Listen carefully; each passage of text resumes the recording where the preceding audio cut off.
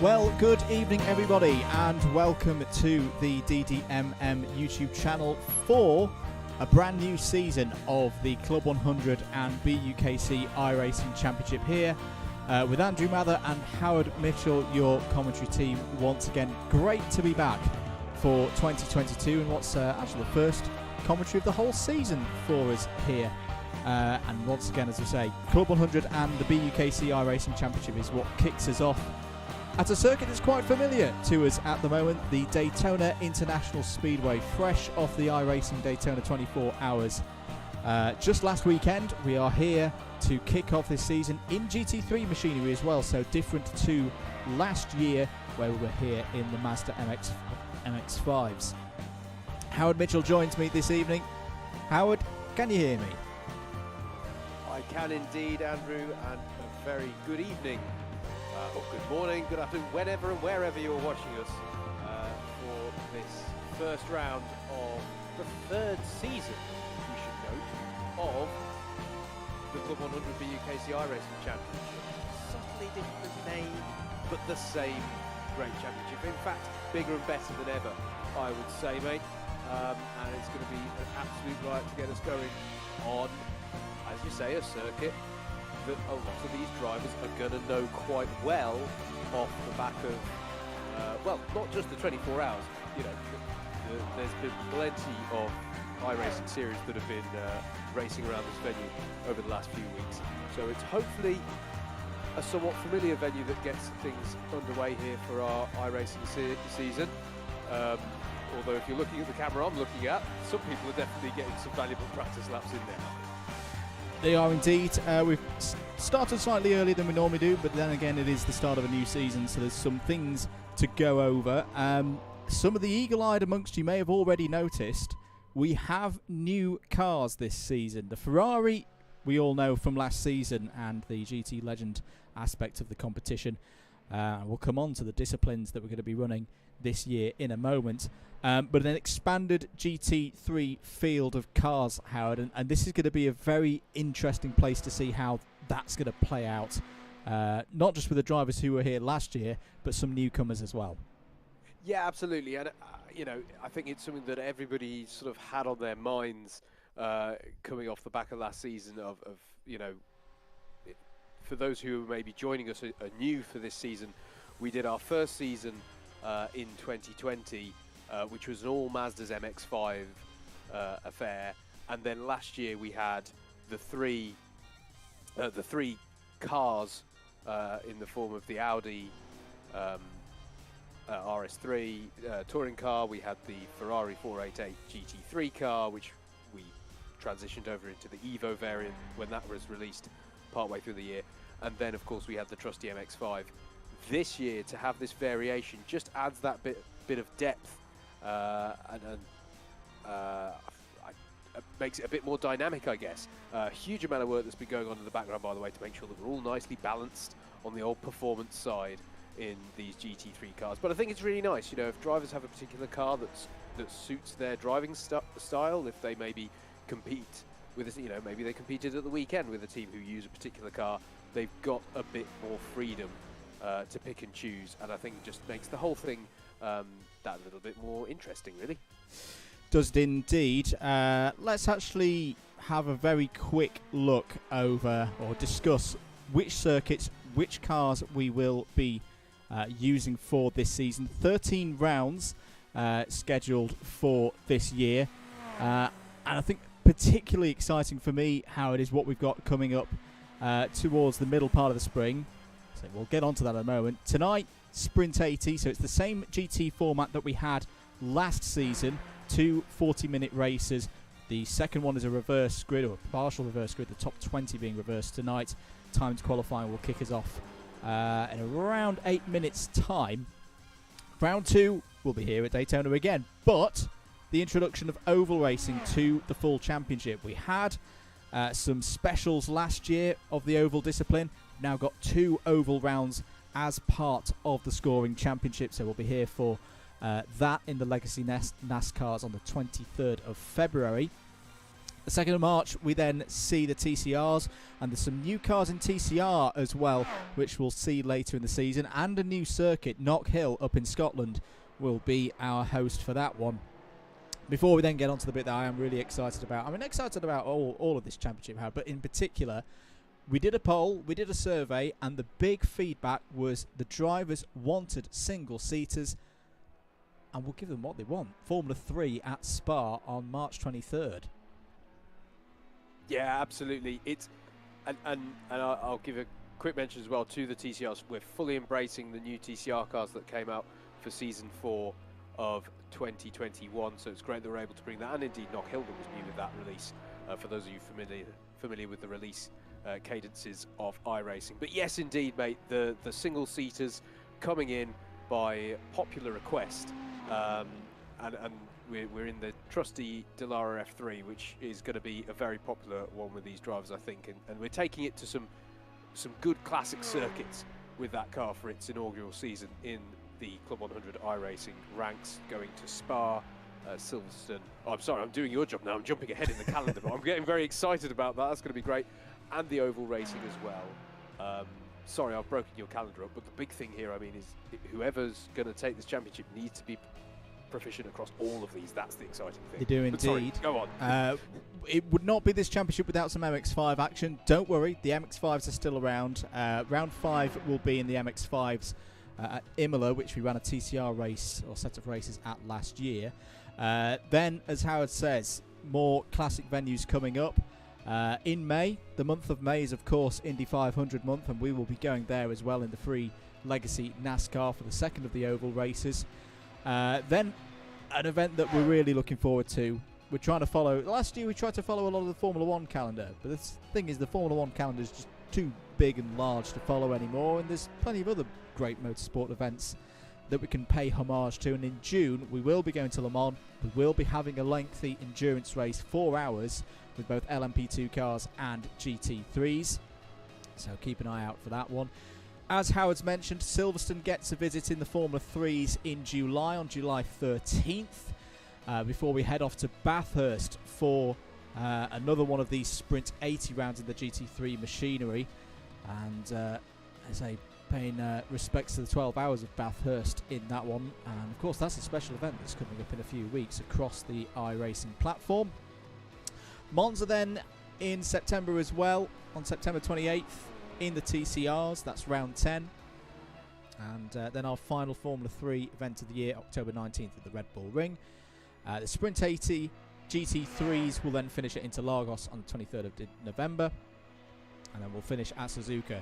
Still, for me, the place to finish any title fight. Yeah, I'm showing my age there, and we'll be in the MX-5s as well on December 7th. All the details are on the C100 iRacing Facebook group, and if you are watching tonight and you've not registered yet, don't worry, there are dropped rounds for this season. So if you're watching this and you're a Club 100 BUKC or BPEC driver past or present, and you want to get on the grid, C100 iRacing, the group there on Facebook, is the place to go to get all of your information. Just to check, is our Discord text channel working, mate, at your end? We've got 3 minutes to go before the practice session, and this will be the standard qualifying that those on iRacing know and love. Not a lot of time, 2 flying laps to get your position on the grid for race number 1. And you can get involved with us in the chat. Good evening to Matthew Graham, who I have to give a big thanks for, because Matthew Graham made the custom cameras file that we're using tonight, because quite simply it's better than the normal TV ones on iRacing. We used it the weekend on the iRacing Daytona 24 hours for DDMM. Oh, we thought we'd use it again, so thank you Matthew for that. He is also predicting Michael Preston to bottle another season of Club 100 iRacing, and his money's on Josh Ladd, but there are some very quick new drivers to the championship. Good evening to Essa as well. Aidan Bliss, well, he reckons Josh Ladd is going to bottle it tonight. Some love there in the Cardiff University ranks. I say, get your comments coming in. Let us know who you're cheering on. And share the stream out as well if you can. Let people know that we're racing here tonight on iRacing. As I say, qualifying is just a couple of minutes away. It will be the standard solo practice qualifying, so each driver will be out there on track by themselves, almost like in their own parallel lobbies. No traffic to get in their way, but also no slipstream, so it's all down to each driver how they can get the tyres up to temperature and hook a lap around here at Daytona tonight. Good evening to Steve Hicks as well, running out there on circuit.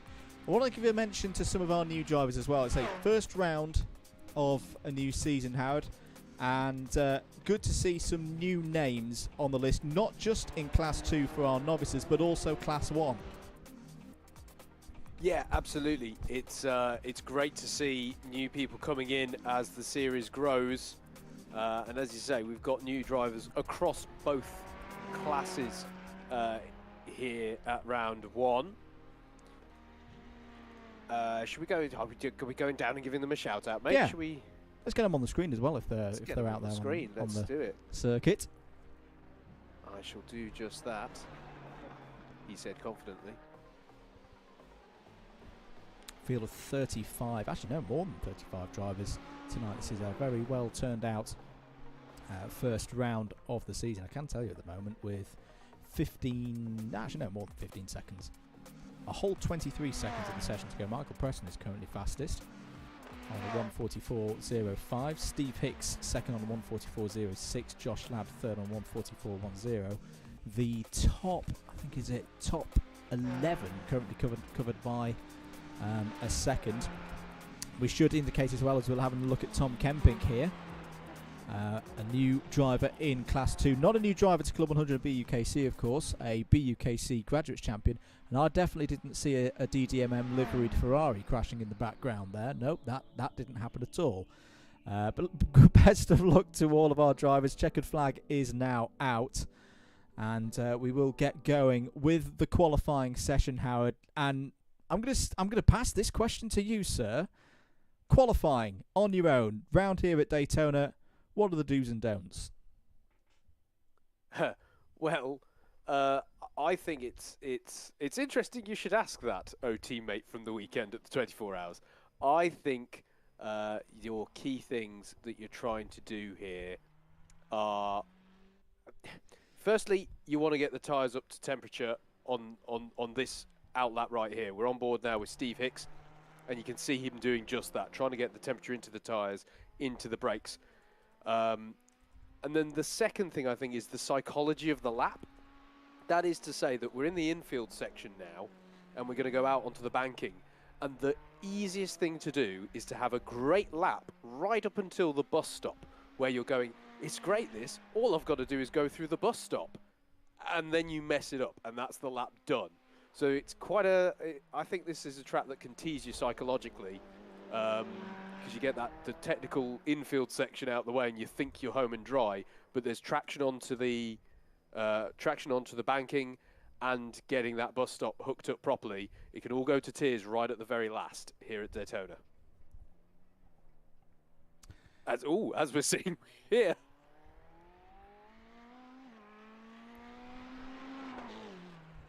Apologies, folks. I think we've had a couple of connection issues there with Howard.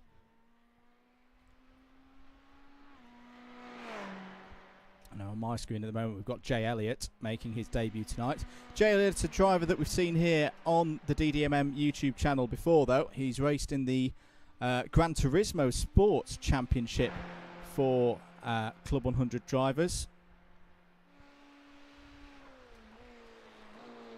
And he is a Class 2 driver this year.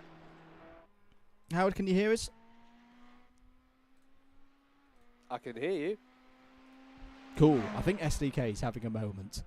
Because I know you were showing Hicksy earlier. But, we've got Jay Elliott at our end here.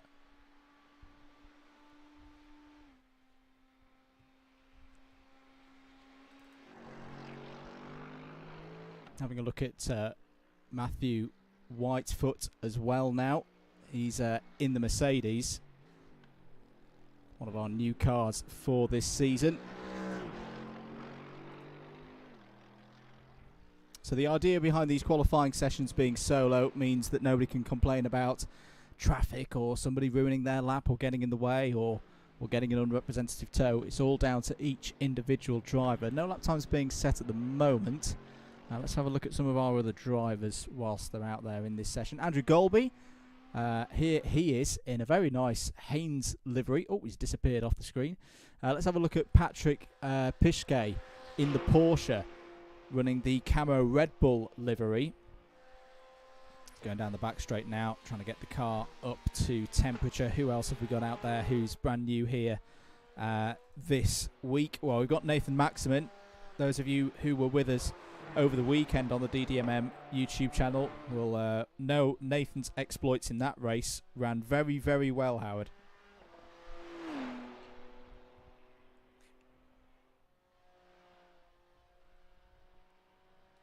Murray Adams we can see out there as well, returning. One of the BPEC drivers, Simon Delamere as well, another one of the G3 Pro fraternity running out here. Who else have we got out there? We can see on circuit Simon Coxis in the Porsche 555 as well. That's a popular number in motorsport. I can see some lap times already coming in.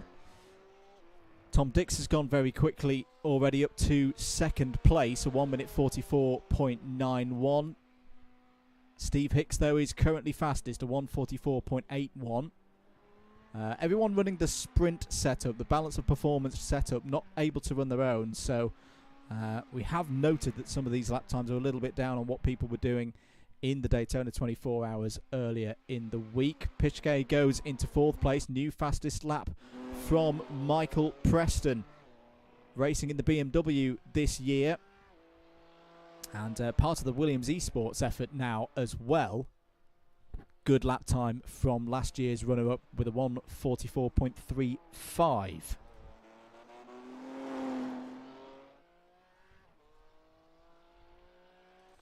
One driver I do want to have a look at, though. Here it is. And here is a bit of an announcement for everybody at home. This is Chris Hansen, our champion in Class 2 last year, running in the Simply Catnip car. Simply Catnip signed this morning, in fact, or earlier on today, a new sponsor for the Club 100 and BUKC iRacing Championship. So you'll be seeing a lot of this car over the coming rounds.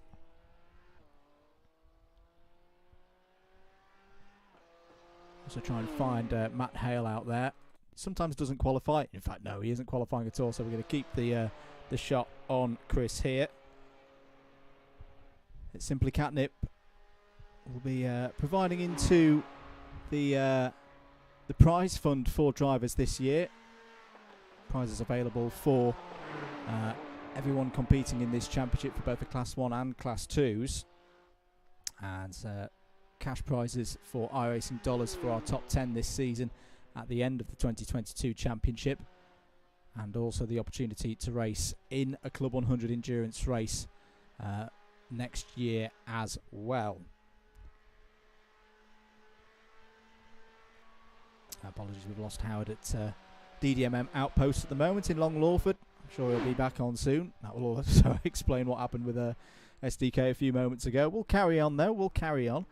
Michael Preston's still on pole position. In fact, he's completed his laps. Josh Ladd has gone into second place. How's Sam Sanders doing? He is...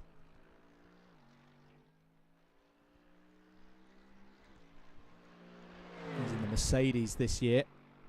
Driver from the University of East Anglia. Who else is out there running well? Let's have a look at Cameron Watson. Cameron Watson, a new driver for this season, running in the Ferrari. Still a popular choice in this field. Car number 48 has set a 1:45.09 at the moment. Can Watson get up higher than 8th place? He's on his second flying lap now. It's looking pretty good so far through the sectors.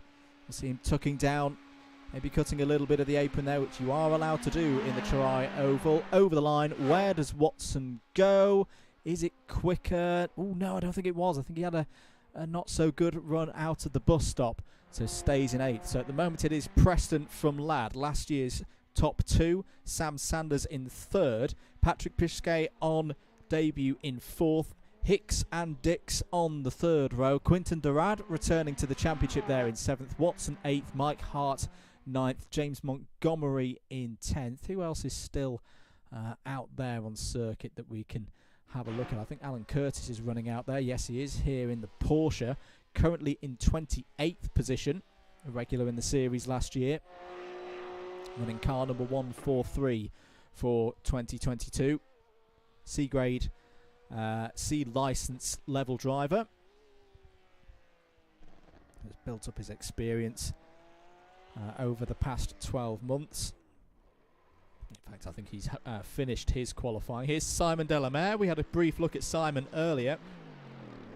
Another one of our new drivers for this season. Cracking livery that Simon's running as well. Onto the banking now. Exit onto the banking, obviously very important for our drivers. I think we are pretty much there. I'm trying to look for any other drivers who are still doing lap times. Adrian Goodwin, I think, is not running at the moment.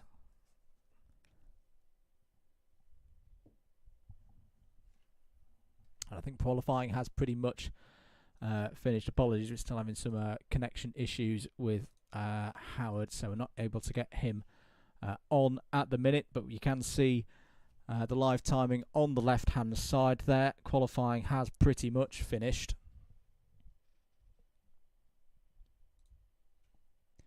And Michael Preston will be on pole position for another round of the Club 100 and BUKC iRacing Championship. Was very strong last season. Can he take the fight to Josh Ladd, Sam Sanders and Patrick Piskay tonight? And the rest of this very big field: Preston from Ladd, Sanders, Piskay, Hicks, Dix, Durad, Watson, Hart and Montgomery.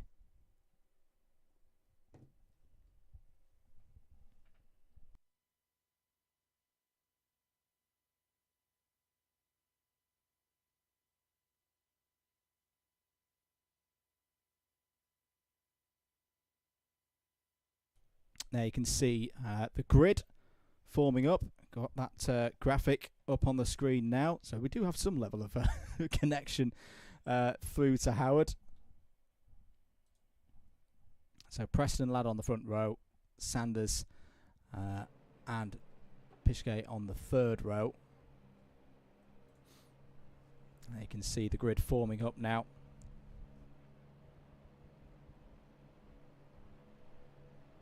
On the back straight, drivers who started the race on Saturday for the 24 hours will be familiar with this one. So apologies for some of the issues at Howard's end, but just to reiterate the grid again: Preston ahead of Ladd, Sanders and Piskay on row 2, Hicks and Dix row 3, Durad and Watson row 4, Hart and Montgomery row 5. Kirith Kali-Rai is your C2 pole sitter there on row 6 alongside Adrian Goodwin. Chris Hansen, last year's C2 winner, now promoted to C1 on the 7th row of the grid alongside James Fremont. That's a great qualifying from James. Nathan Maximin and Christopher Kirk on row 8. Andrew Dawson and Matthew Whitefoot on his debut, row 9. Ben Bennyworth and Craig Brown on row 10. Luke Austin of Alpha Live and Peter Pointy O'Connor on row 11. Rodri Parry and Tom Kempink on row 12, JJ Aston and debutant Ian Allen on row 13, Murray Adams and Alan Curtis on row 14, Christopher Powell and Damien Wong on row 15, and we find Jay Elliott and Andrew Golby on row 16, Simon Delamere and Charlie Summers on row 17, Simon Coxis and Alex Pascaleva on row 18, Matt Hale and David Whitehouse both starting, I think, from the pit lane there on row 19. I actually think there may be some connection issues out there for some drivers. David Whitehouse, I think he's trying to get back into the lobby, but we are rolling now for the start of the race. 40 minutes on the clock here at Daytona for the start of a new Club 100 iRacing Championship in association with G3 Pro and Club 100 Racing, and now Simply Catnip. You see the Simply Catnip car running on your screens there. Apparently there's been an outage on Discord as well, so maybe someone snapped the Discord cable and that's why we lost Howard out there. But the car's going round to start this first race. Who's going to make the most of these next 40 minutes or so?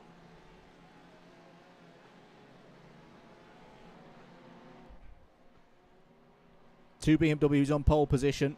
The BMW No is very quick in a straight line here at Daytona. It looks like we are about set to go then for the start of a new season of Club 100 and BUKC iRacing. Down into turn one we go then. It's a good start for Michael Preston in the Williams Esports Academy car as they all file through the first corner.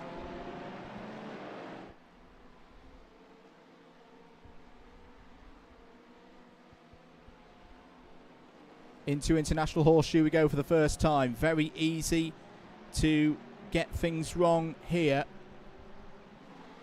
Having a look at Adrian Goodwin at the moment, running alongside the number 14 of James Montgomery. Clean start so far from everybody, which is good to see. Michael Preston leads though. Josh Ladd in second place. Sam Sanders had a good start as well in third. And spin in the background there. I think it's Pischke going round. Pischke in the Porsche has gone round. He's got going again now, but lost a lot of positions there. That's not what you want on your first racing lap in this competition. He's going to have to stay low as well. Can't go above the apron yellow line from there. Will blend up now and folds in just behind Luke Austin in the Alpha Live car. Quinton Durad's had a good start there in fourth place. Yeah, unfortunately, Pischke, I think, has lost 15 positions in all of that. But straight away, here we go. Once again, like in 2021, Josh Ladd challenging Michael Preston. The two BMWs going at it. Is Josh Ladd going to find a way through at the end of lap number one? There it is. It's Preston from Ladd, Sanders, Durad in third. The top three breaking away already. Good start for Tom Dix, I think, in the Golf car there in fifth place. Big send down the inside. I think that was Mike Hart on the move. Yes, it was Mike Hart running in the Mercedes this year. Steve Hicks in the happy smiley face Ferrari just behind. It's all going on as well with Cameron Watson in the blue and white Ferrari there, car number 48. What's happening in class 2? Chris Kirk is alongside Chris Hansen there in the Simply Catnip car. And touch there on the rear of Kirk, and he's going to go round. I think it was Matthew Whitefoot getting into him, and now all kinds of chaos is going to ensue. Whitefoot is off himself, the number 23, one of the DDMM cars. It was Andrew Dawson was involved through no fault of his own. And what's going on there just behind? I think that was the 000 of Jay Elliott having a moment and also picking up damage, falling down the order. Was that Tom Kemping? No, Tom Kemping's fine. It may be, was it Luke Austin in a bit of trouble there that I just saw in his Ferrari? Back up at the front though, Michael Preston leading out front.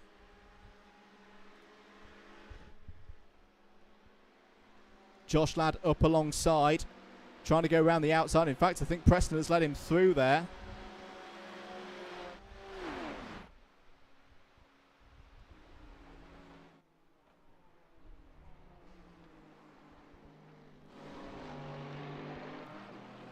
So the top three already working together. We saw them do this a little bit last season. And different machinery now, of course. They've all taken the option to change to one of the different cars available.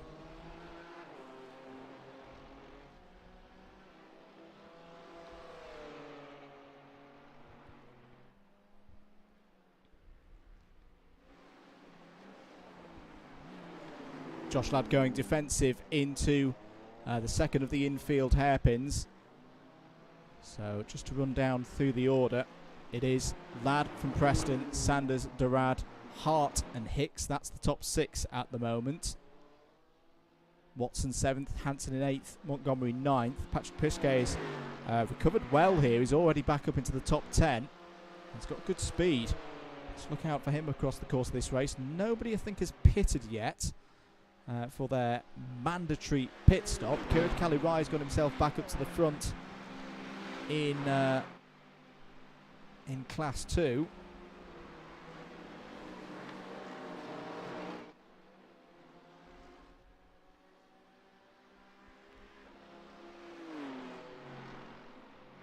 Two BMWs trying to get a gap. This is where we see that the BMW is strong. It gets the grunt and away it pulls from the Mercedes and everybody else. Quinton Durad, the top Ferrari at the moment, still holding in there.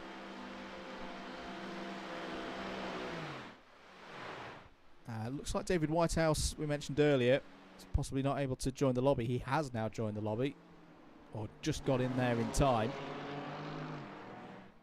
He's actually working his way nicely up the order at the moment, so that's good to see. But the leaders still now with Preston ahead of Ladd. But here's where you see the Mercedes is strong. Good on the brakes is the Mercedes. Closes in to Sam Sanders, and he's pulling Dorad along with him. Just behind, I can see Mike Hart is up to 5th place. He's one of the drivers who ran in the 24-hour at the weekend. He's got one of his teammates, in fact, behind him in Steve Hicks there. James Montgomery has made a move, I can see, on Chris Hansen. In fact, they're still going at it. Hansen in the Simply Catnip car up the inside of James Montgomery. Great racing here as they go onto the banking. The two BMWs going at it here over 8th place. And Hansen is going to hold position to the inside, but can Montgomery get the run into the bus stop? The eagle-eyed amongst you may notice that there has been a change in the bus stop over the last few days, and look at the run from Montgomery as they come onto the back straight. They're going to be side by side towards the bus stop. No sausage curb in place now as they go through the second part of this bus stop. There is where the sausage curb used to be, no longer. That was a great move by Montgomery through and into 8th place.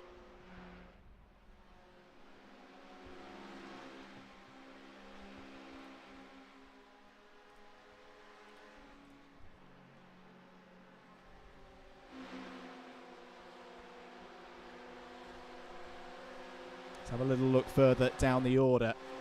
Kirith Kalirai, another driver who ran in the 24-hour at the weekend, here in the Team Rock entry. Finished well in their class, running in the first set of split times. So ran through Friday night here in the UK and into Saturday. Got a P4 alongside Charlie Roscoe and Rory Alexander. And clearly, Kirith is on good form here. Ben Bennyworth just behind. There he is, another one of the BMWs here this evening. Biggest mover of the race so far, though. We only have to go one car further back. Charlie Summers here in car number 35. New entry to the championship this year. Has gained 21 positions off the start. It's up to 13th, running very nicely indeed.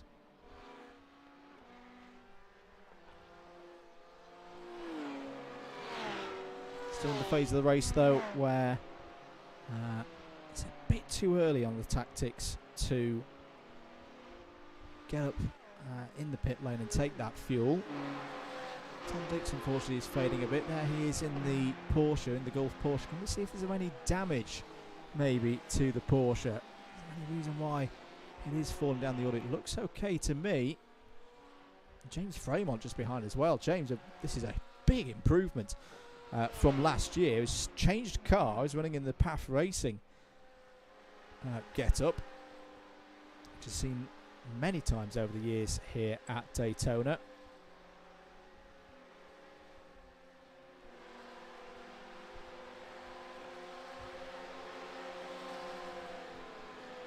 Over the line for Fremont. He's currently running in second place. Rodri Parry, this is great to see. Oh, now there's smoke there. It's James Montgomery in trouble. James Montgomery in trouble in the tyres at turn 1. Didn't quite see what encouraged him to be into there, but he's stuck. He's stuck in the tyres out the race. That is a big moment for James Montgomery. He'll tow back to the pits. It'll be his green flag pit stop, but that is, sadly, for James Montgomery, an incident that's going to lose him points in the context of this evening.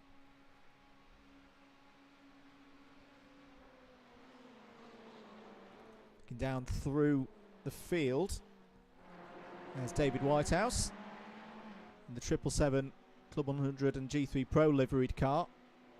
He's having a fight for at the moment with, I think that's Tom Kemping ahead of him. Yes, it is. Running the colours of Belgium very proudly. Hello to LCH Motorsport. Says good evening, and to Gaz. He says foot down to Bigfoot. Thank you for joining, guys. Keep your comments coming in. Great to be with you here on the DDMM YouTube channel. If you're enjoying the coverage, do click that subscribe button for more. Let's get back with our leaders, though. And it's closing up to be a 4 again here. This is good stuff from Sanders and Durad. Preston ahead of Ladd, playing the long game here. We're only 10 minutes in to this first race of the season. Ladd just looking to the inside.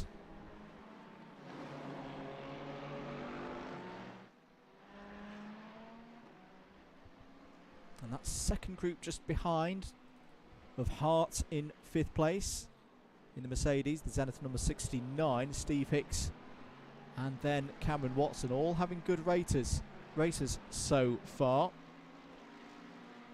Who else have we not had a look at? Let's have a look at Nathan Maximin. First race for him in this championship tonight.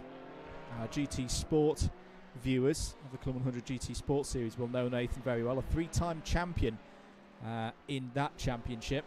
He's moved here across to iRacing. Well, I say moved, he's still plugging away at GT Sports, but sponsored and supported by Kirith Kalirai's new esports team. Raced with us in the DDMM squad over the weekend in the 24-hour, and pace was very, very strong indeed. Still very much learning the ropes on iRacing, but a very quick driver indeed. He's got Rodri Parry just ahead of him in a 666 Ferrari.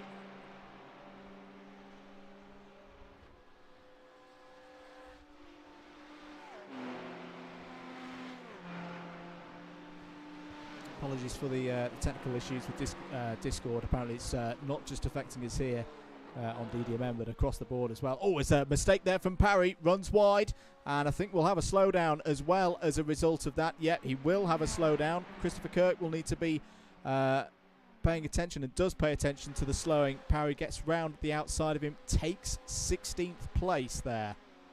You can see in the top left-hand corner as you're looking at them, the dot matrix signs telling you the different positions of the car.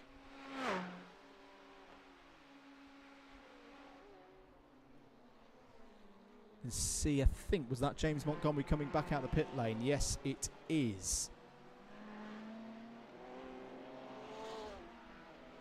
Going to take a short break here on the commentary. We'll keep the footage of the race going just while we try and get some of the issues over on Discord fixed. We'll be back very, very soon.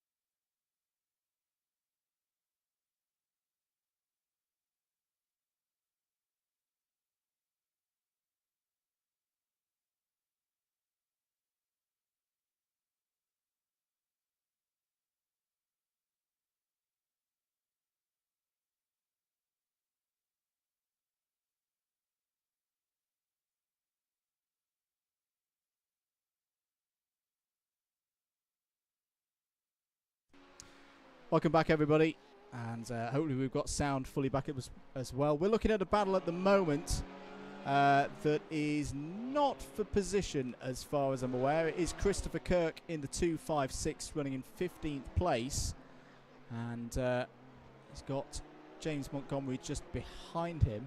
I'm just looking through. I think we are starting to get some pit stoppers now. There is Kirith Kalirai Howard coming down the pit lane, and this has been a very good start for him in terms of Class 2. Yeah, absolutely, mate. He's made a good start to this one, and hello everybody, it's good to be back with you all.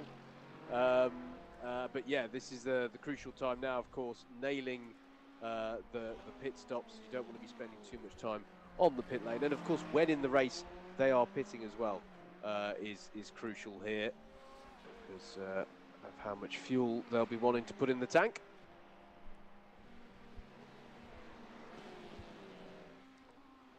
This has been a very, very good start. First of 2 races tonight. Let's just cut back to the front of the field. Michael Preston tonight running a very nice livery as well. It's part of his new deal with Williams Esports. This has been an impressive show so far.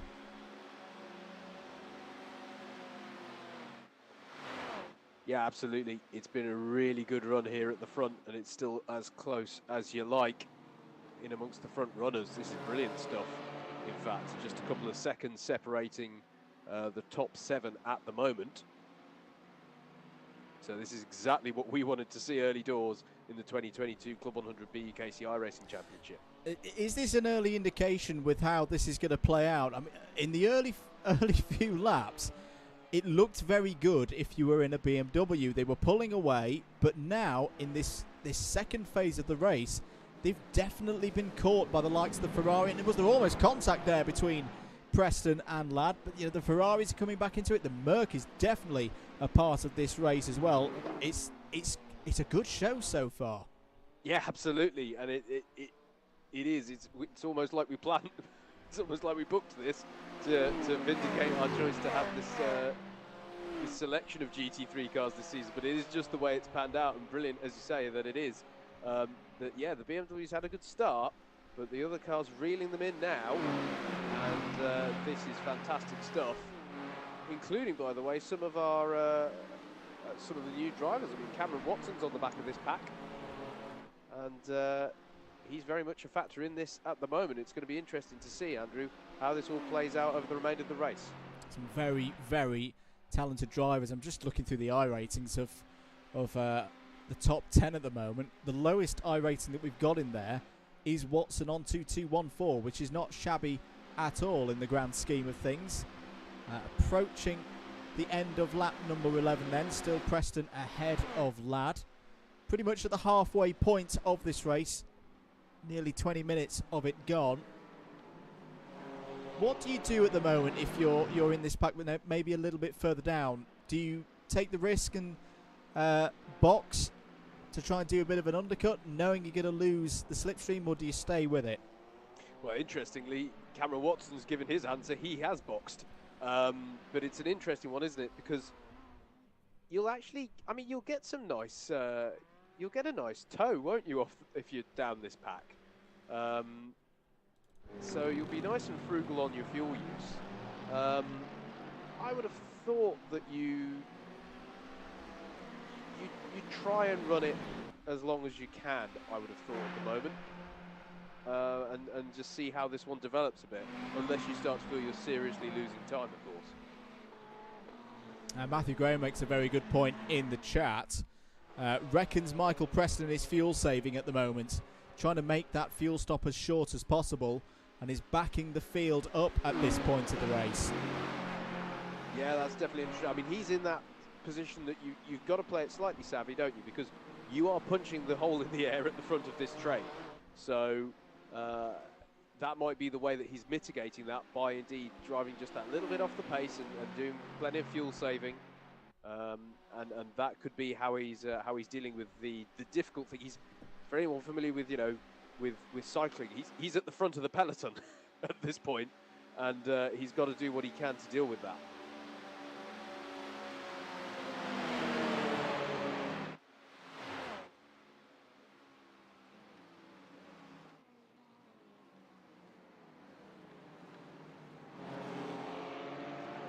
this is brilliant stuff either way at the head of the field. We've got several drivers into the pits this time around. Chris Hansen has gone into the pits. Ben Bennyworth, Nathan Maxmin, James Fremont as well. Plenty of drivers choosing this lap at the end of lap number 11 to pull into the box. But interestingly, no pitters that I could spot, at least from that top pack of cars. So interesting that I'm sure they're not all just listening to my advice to stay out there, but they are, most of them, choosing to do that. So it's going to be interesting to see. We mentioned how Cameron Watson went into the box a lap or so ago. Is he going to be able to undercut some of these drivers?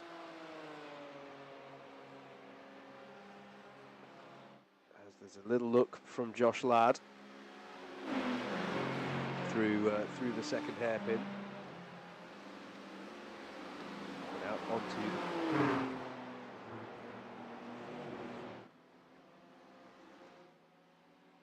onto the banking they come around to complete another lap.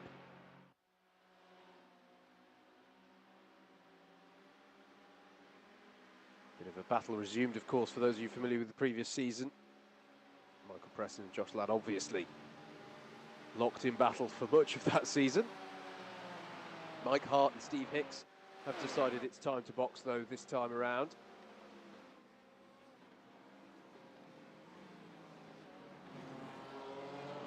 So now it's just the top four who are together, of Preston, Ladd, Sanders and Quentin Durad as well, sticking with these front runners.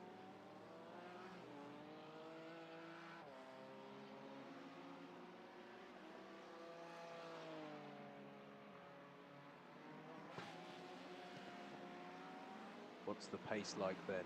I can see what was meant a while ago about the fuel saving. Michael Preston currently running a 146.42, which is significantly slower than his fastest. So still keeping the pace humble, shall we say, by his standards. As they come out onto the banking once again. Important corner that to get the good traction out onto the banking.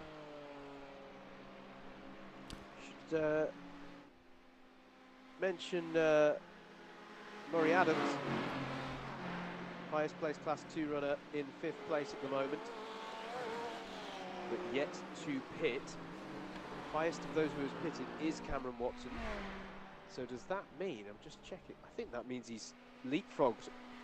He's got the undercut of a few of the drivers there.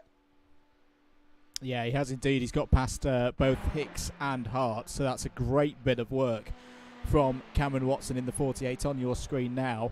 Patrick Pischke just behind as well. Had the spin at the start of the race. Race leader in, Andrew. Okay, let's have a look at the race leader coming down pit lane then and into the box. Looks like he's got a box fairly long down the pit lane. In fact, he's got the very last box of the pit lane. Let's keep an eye on this to see how much fuel saving has Michael Preston been able to do. Well, Josh Ladd has definitely been able to do a bit of fuel saving because he's stayed out, sitting in the tow during that first phase of the race. Quinton Durad's been in.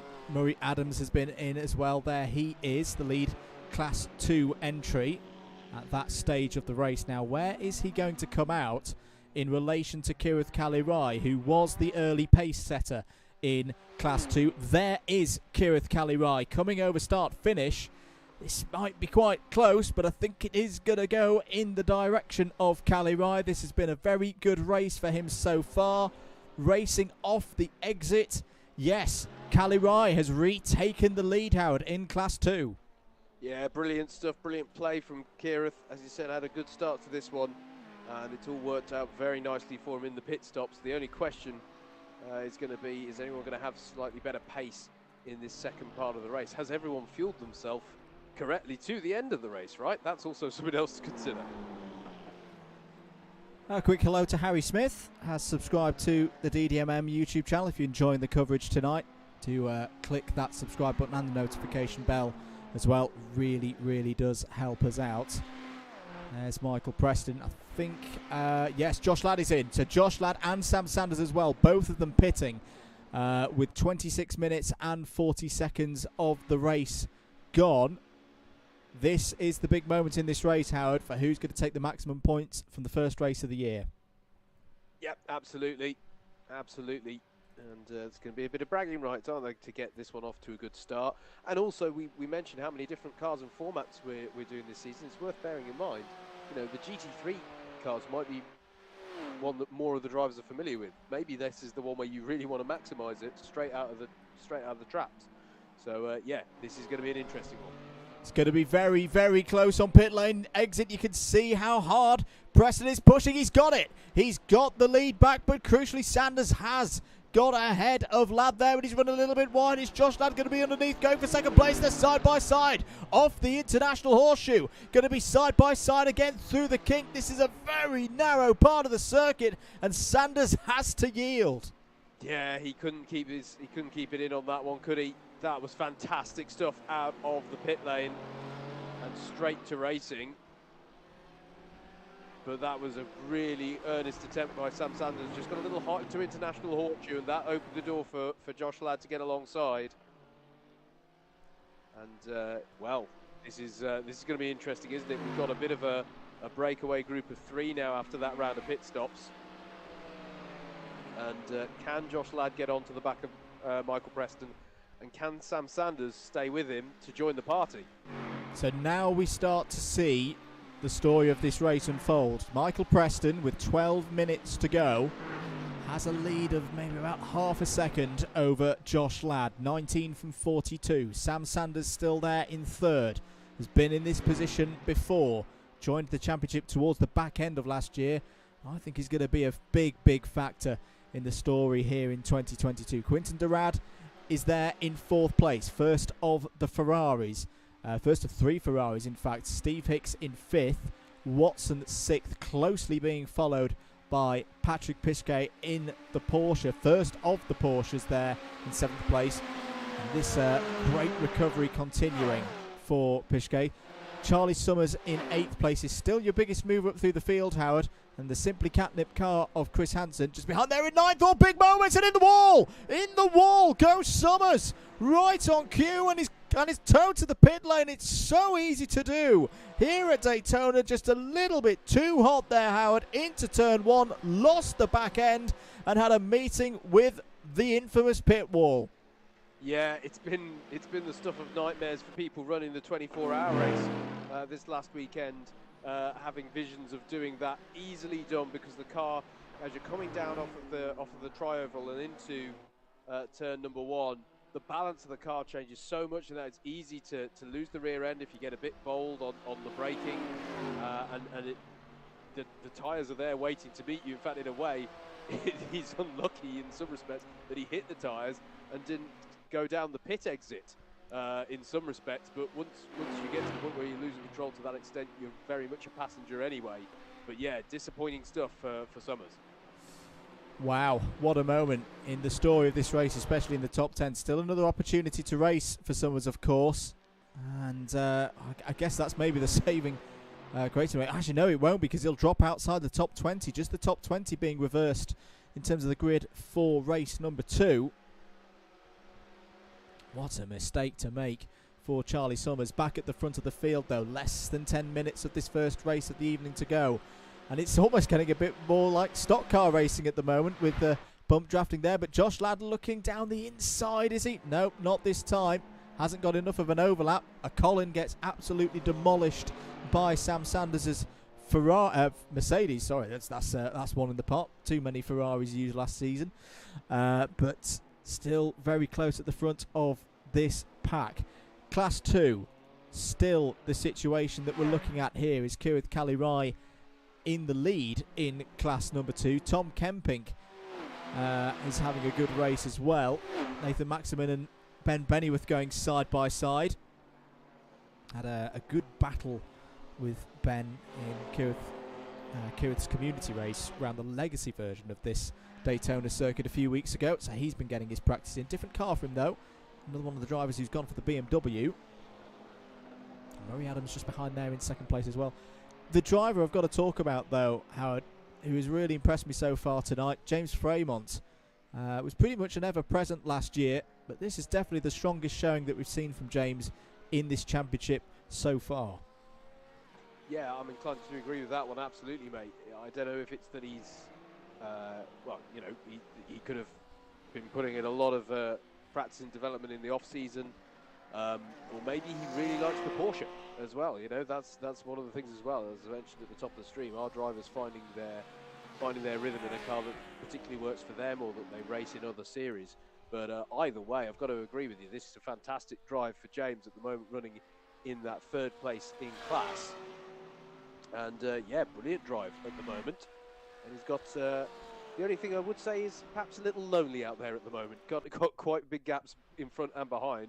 But no, nothing wrong with that. He's doing very well so far. Sorry, Howard. Change for the lead. Apologies for missing it. That's my bad. But Josh Ladd has got ahead of Michael Preston. Still very close, though. Still all to play for with 7.5 minutes to go. All cars still looking tidy at the front of the field. But Josh Ladd, we saw him do this several times last year, Howard.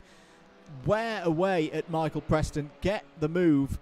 And I suspect that he's trying to do the same again here. There is a bit of a gap growing between the two BMWs. Yeah, absolutely. And Preston's got to be careful here because Sam Sanders is right on the scene as well. So he doesn't want to get too challenged from behind there, although Sanders will presumably smell the opportunity to stick with him. Maybe he's gonna take a bit of barometer reading at this point. One would have thought, you know, can he stick with Michael? Can Michael stick with Josh?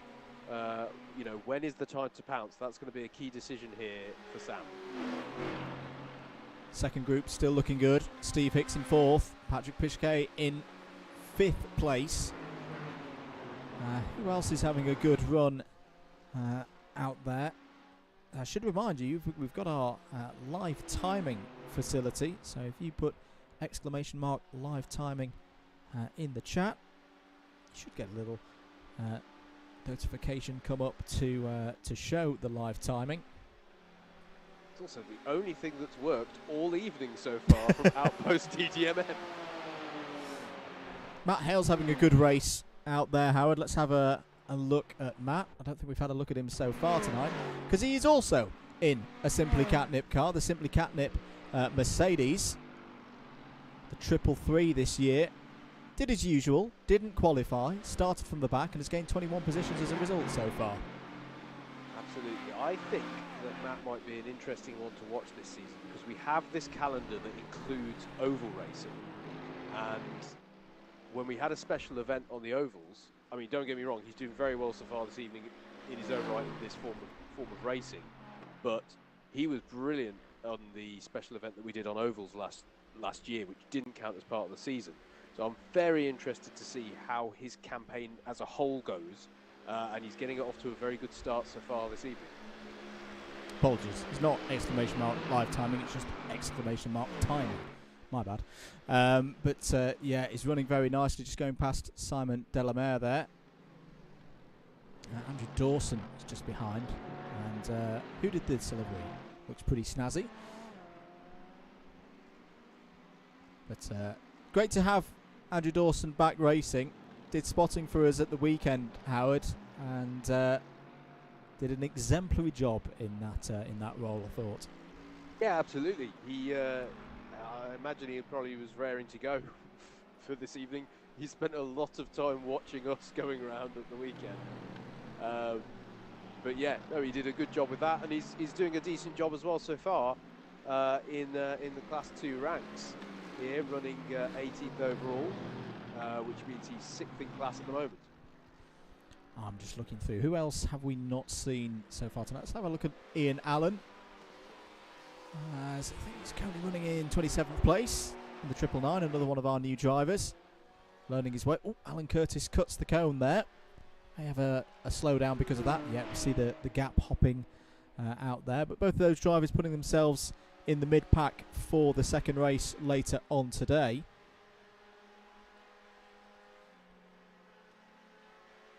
Let's also have a look if I can find him on the screen. Try and get some love and some work from him. There he is, Luke Austin in the Alpha Live Ferrari. Is actually looking good for a second row start on the grid here, Howard.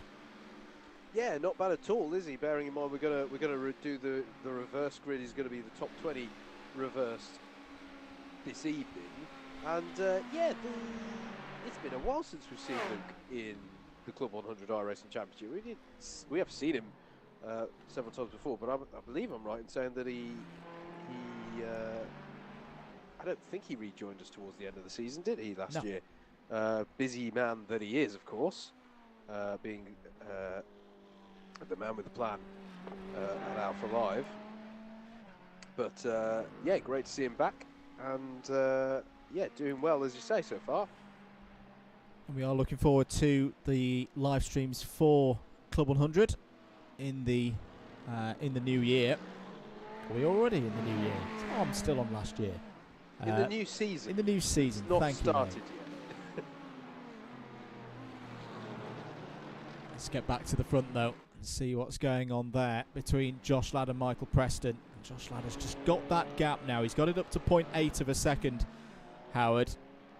And the toe is big here. It's an important one round here, but that kind of gap at the moment, I think Josh Ladd will just be quite happy to keep it at 0.8 of a second, not push too hard, and know he's going to have enough in his back pocket for the run to the line. Yeah, absolutely. There's a lot of good tactical play going on here. Gosh, Sam Sanders is close to the back of Michael Preston. I wonder if he's, you know, getting a bit impatient at this point.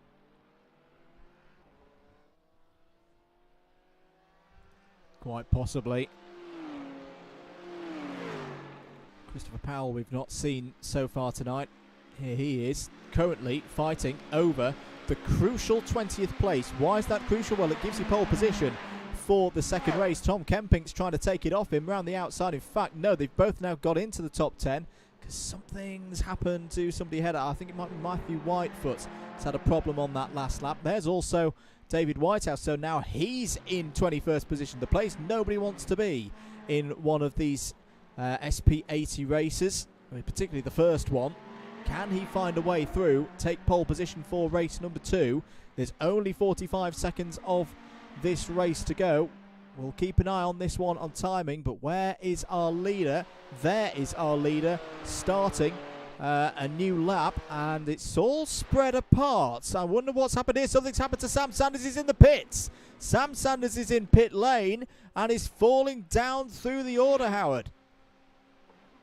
Yeah, absolutely. I'm just going to... Why has he gone into the pit lane? I wonder, has he just misjudged this on fuel completely? Quite possible. I think you're right, Howard. I think that may be Sam Sanders has not quite got the fuel calculations. It is something that's open for the drivers to play around with.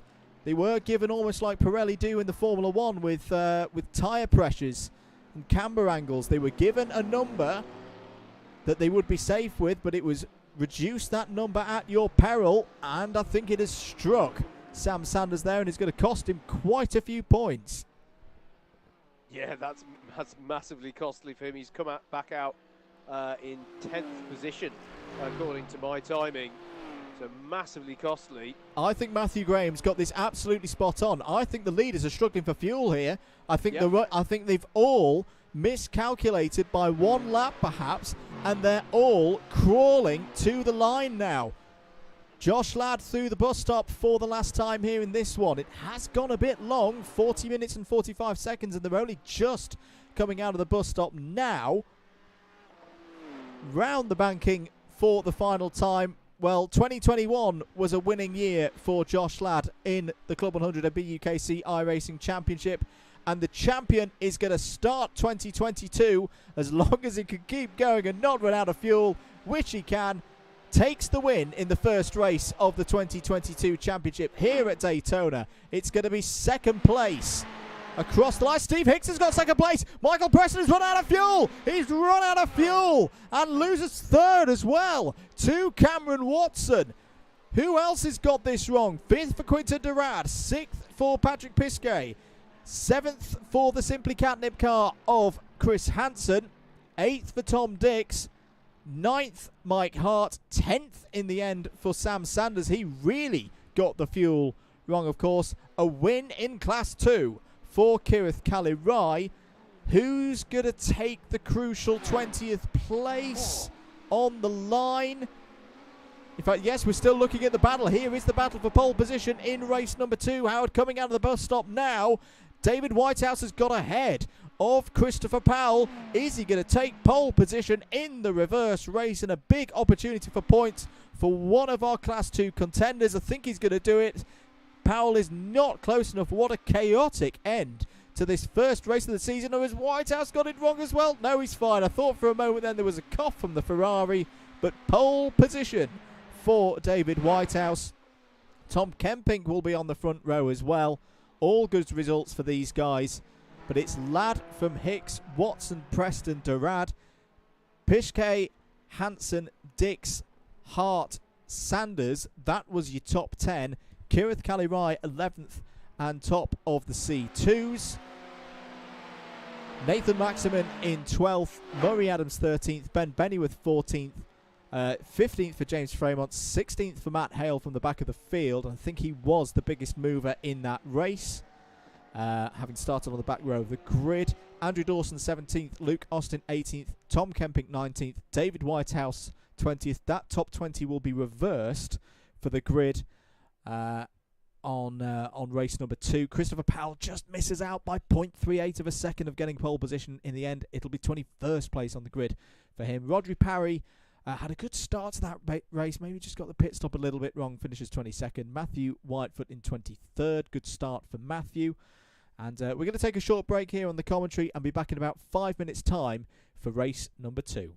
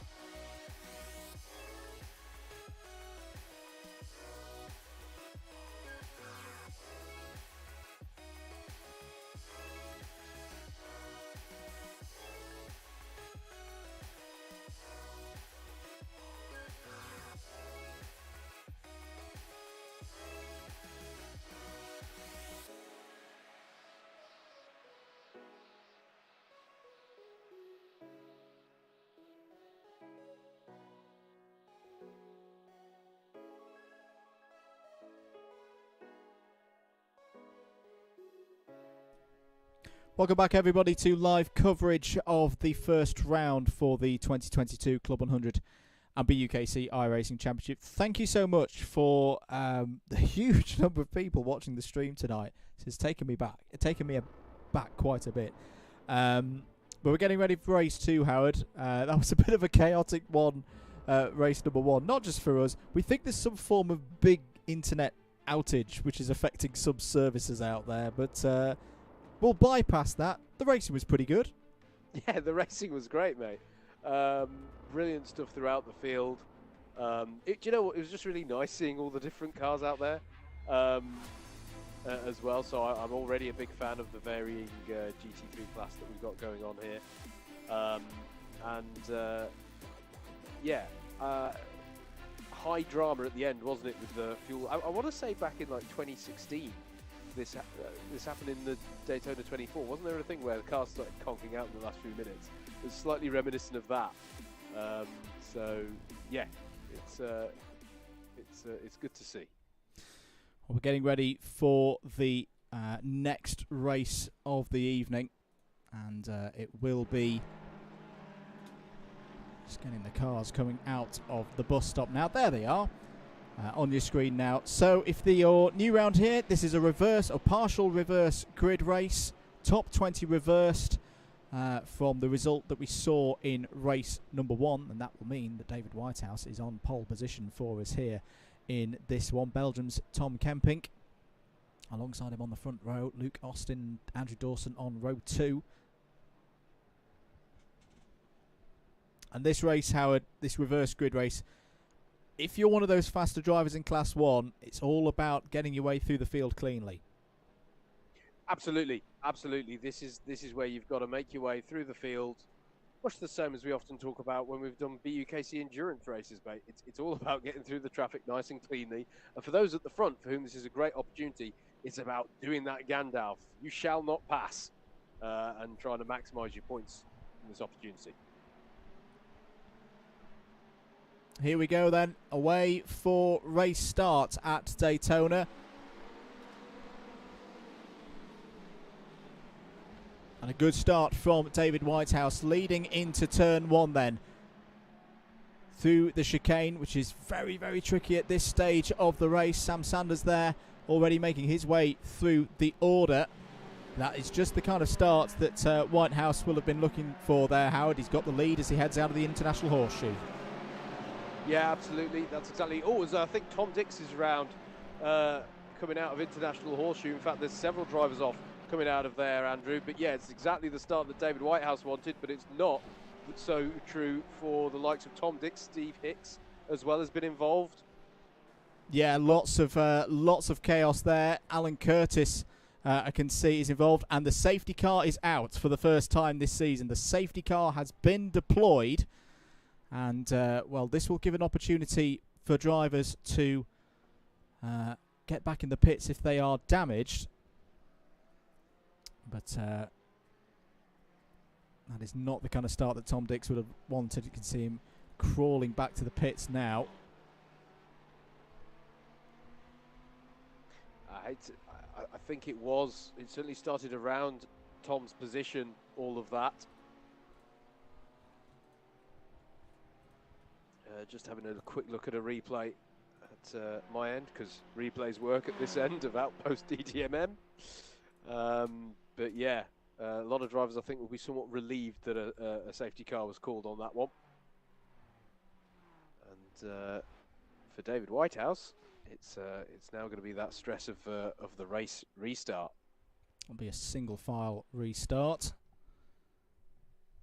I'll wait to pick the camera up, or pick the pace car up. Now, they've got the normal in-car adjustments for the GT3s, don't they? So yes.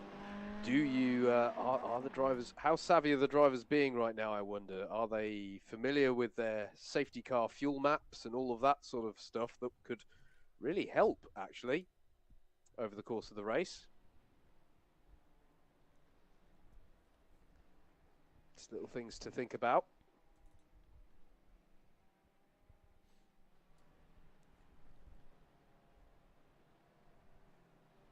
great opportunity though for these drivers at the front. The top 5, all Class 2 runners at the moment. And a few prominent drivers, Andrew, involved in that incident. Steve Hicks, Tom Dix, Craig Brown, James Montgomery, all on the pit lane at the moment, as is Alan Curtis, Ian Allen and Damien Wong. They're all in the pit lane at the moment.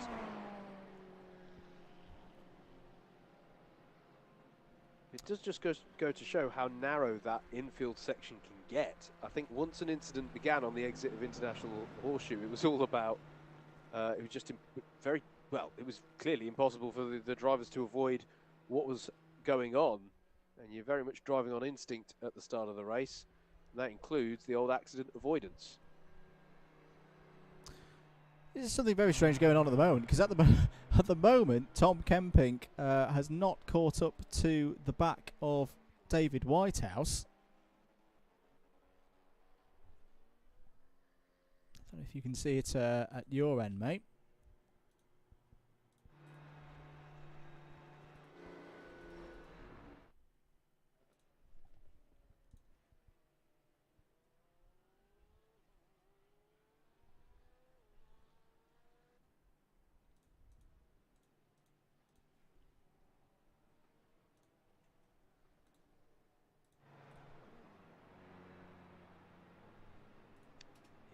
There's definitely a bit of confusion out there at the moment. We're all dusting the cobwebs off this evening, folks, as we work out quite what's going on with this caution. Well, David Whitehouse is definitely doing what he needs to do.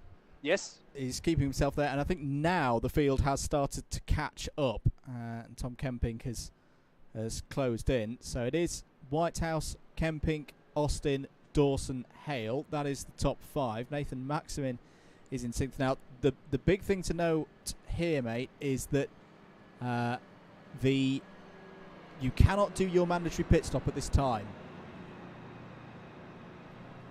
No, indeed.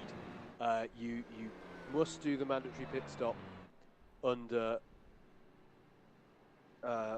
green flag conditions. Lights on the safety car have now gone out, so the safety car will be in this next lap. Which is good, because that means that the command from DDMM Race Control is working. The one thing that seems to be working this evening. Well, I mean, the safety car, at least the caution worked. It's just getting the safety cars to actually come back in. Because otherwise, I don't know, I feel like the fuel saving would be a bit too easy on them, you know? But yeah. It's going to be an interesting one. Oh, go on, mate. Yeah, just looking down the order, who was in trouble after that first one? I mean, we saw the likes of Steve Hicks and Tom Dix in there. I think Jay Elliott, Chris Powell might have been involved in there as well. Yeah, so I believe, based on who pitted, James Montgomery, Craig Brown, Steve Hicks, Tom Dix, Jay Elliott, Alan Curtis and Ian Allen have gone in and stayed in, interestingly enough. And Damien Wong was also in the pit lane. So I think those are all the names who have been... those are all the ones I definitely saw in the pits. It's interesting to look at how some of those who were, shall we say, the ones who were negatively impacted by the reverse grid and how high they've got up already. Michael Preston is in 13th at the moment under this safety car.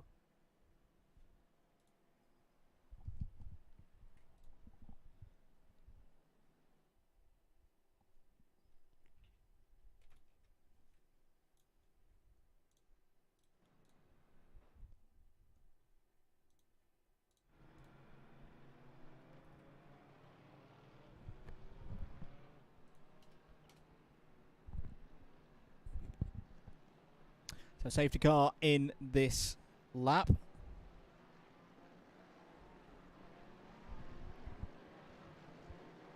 So Whitehouse ahead of Kempink at the moment. Whitehouse will back the field up.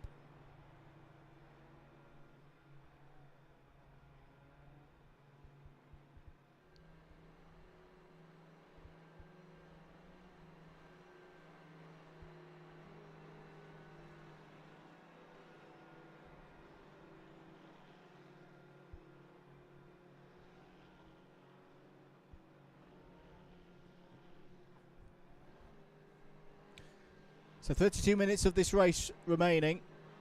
The reverse grid race. David Whitehouse had pole position. Will take us away from first position when the green flag comes out. Now it'll be interesting to see, will anybody dive into the pit lane after this lap? The pace car is in. Away goes Whitehouse. The race is back underway. Yep, absolutely crucial moment then here for David Whitehouse. Can he get the steal on the field? Slightly calmer conditions, of course, compared to a standard race start, because they started off single file as opposed to being side by side.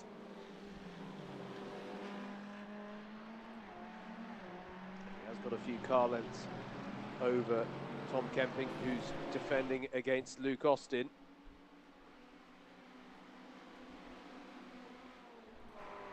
And then it's a little bit of a gap back to Matt Hale in fourth place, who's having to defend against Nathan Maximin into the second hairpin. But it is David Whitehouse, who we definitely know has some experience driving around this circuit, because he was part of our team during the Daytona 24 Hours this weekend just gone. Oh, is that a problem for Luke Austin? I think it was a problem for Luke Austin up in the tyre wall, up in the barrier, and yet there's damage to the front right of the Alpha Live car. Yeah, absolutely, and this is going to be, he's got to be careful here as he sort of re-merges with the conventional racing line. Everyone's streaming by, but yeah, the steering on that car, Andrew, is not straight by any stretch of the imagination. Yeah, and you see everybody streaming by now, and off and into the barriers almost. Oh dear, that has gone all completely wrong for Luke Austin. Not what he would have been looking for at all.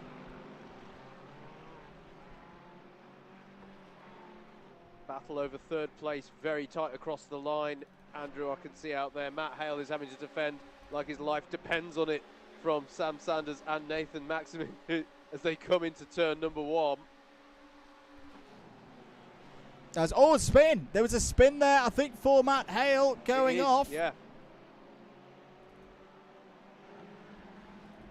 Yeah, I'm afraid to say Matt Hale dropping down the order, and it promotes Sam Sanders. Well, it promotes several people, of course, but that is a costly moment there for Matt Hale.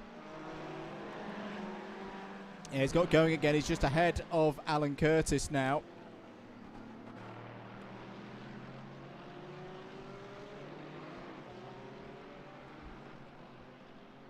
Change for the lead, though. Have we mentioned that, Andrew? That Tom Kempink is now ahead of David Whitehouse.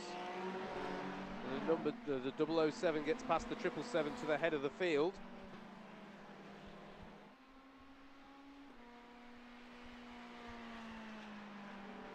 Kempink, one of our new drivers with us this evening. So this would be a way to get things started, wouldn't it? But there are some serious contenders for this one who are now in third place down. The Class 1 drivers are working their way up through the field.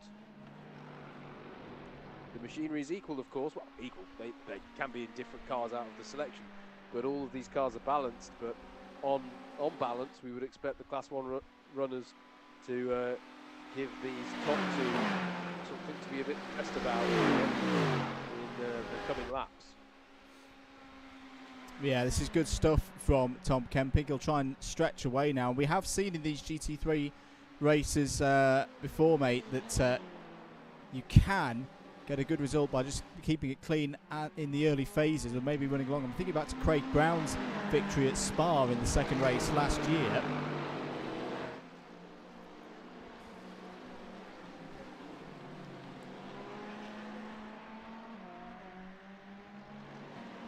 Yeah, absolutely. It's going to be Very interesting one now, as I know Michael Preston now up into 6th place, and Josh Ladd is working his way through as well. He's on the tail of Chris Hansen, who's now the key Simply Catnip representation in that top 10. Steve Hicks and Tom Dix, two people recovering from the first lap incident. Of course, they're still working their way up the order, but they're going to be a couple of Class 1 drivers to look out for as the race progresses. So quite a few stories to follow in this one so far. As I can tell you that Chris Kirk has come into the pit lane. Yeah, we can see that on our monitor here. I think the cameras are working again, mate. I think you have control, finally.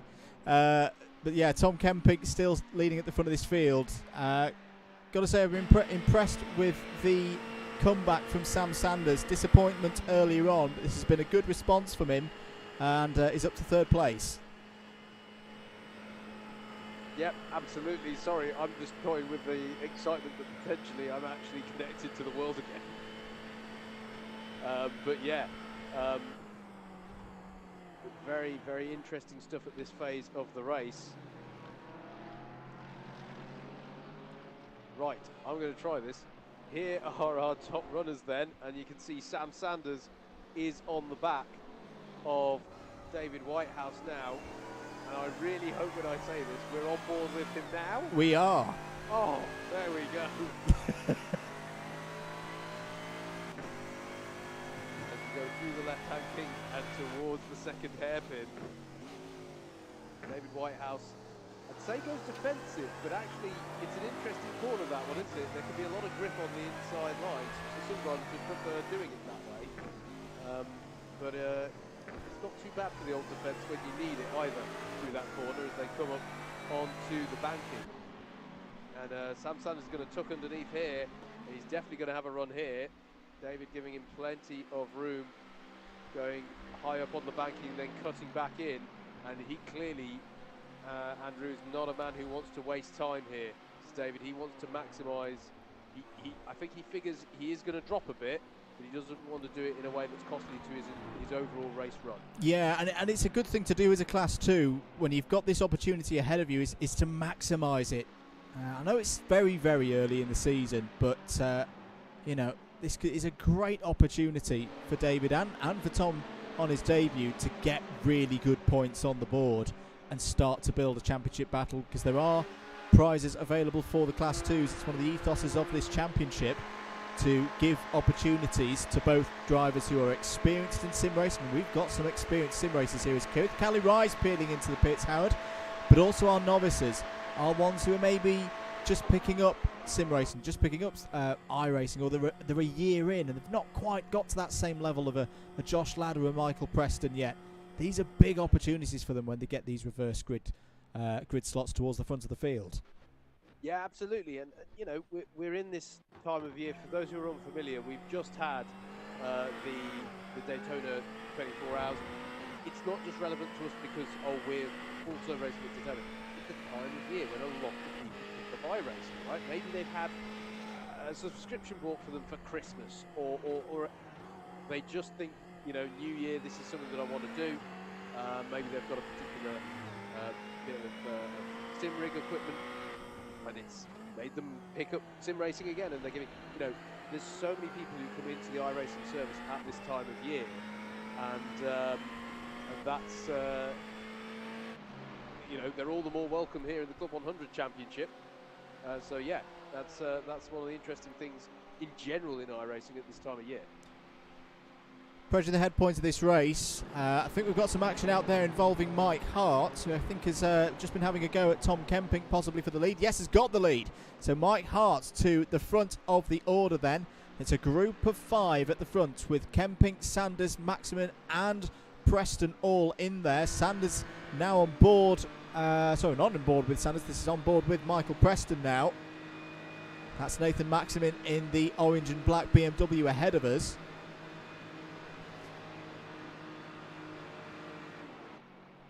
Into turn 1 we go. Mike Hart on the low side, Sam Sanders underneath, Tom Kemping takes second place, Nathan Maximan's going to go through as well. Look at the confidence there from Nathan Maximan, takes third place, Preston through as well to fourth. Tom Kemping also playing it wisely, not wanting to get involved in an incident, but does lose a few positions there. Yeah, absolutely, and there's a second pack as well here, Andrew, just coming into International Horseshoe now, which is very interesting because this is where, if you were, you know, if you're David Whitehouse, you want, okay, so you've ceded a few places to some of the Class 1 runners, but this is where you need to start to bite with your defence and start to think, okay, at what point do I say enough's enough? And you know, I'm really going to start to hold on to these positions and fight for them a bit more, because this is an interesting pack that's forming here in the lower half of the top 10 and the early teens.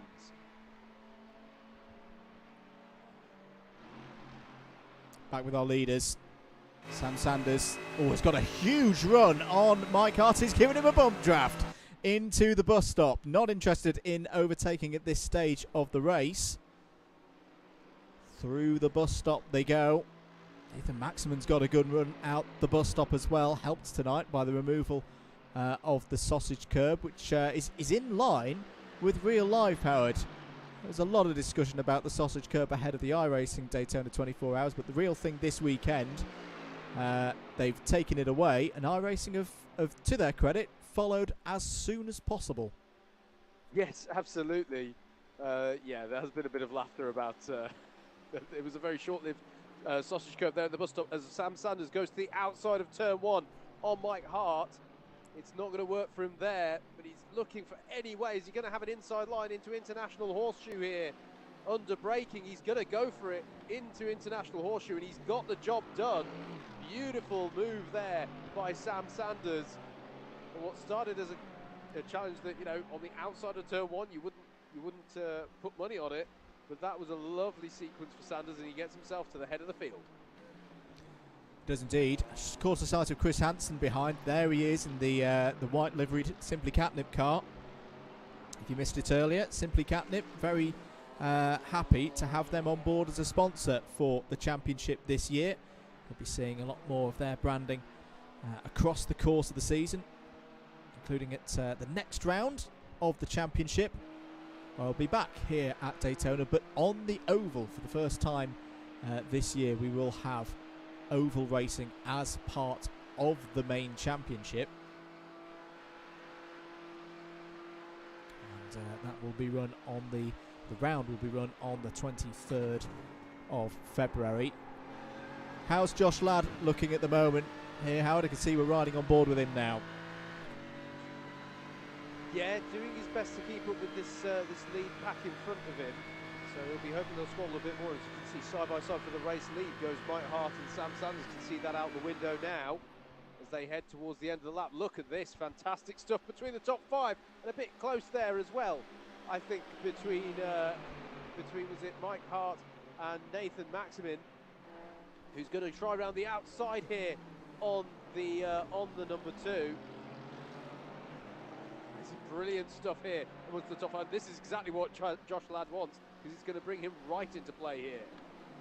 Nathan Maximan getting the elbows out there a little bit on the grass. This is what we've seen from him in the Club 100 Gran Turismo Sport Championships over the past few seasons. A 3-time champion there, and here he is in iRacing, properly mixing it up here with some very, very strong drivers. Mike Hart, remember back a few years ago, raced in the British GT Championship, so he's very used to this kind of machinery.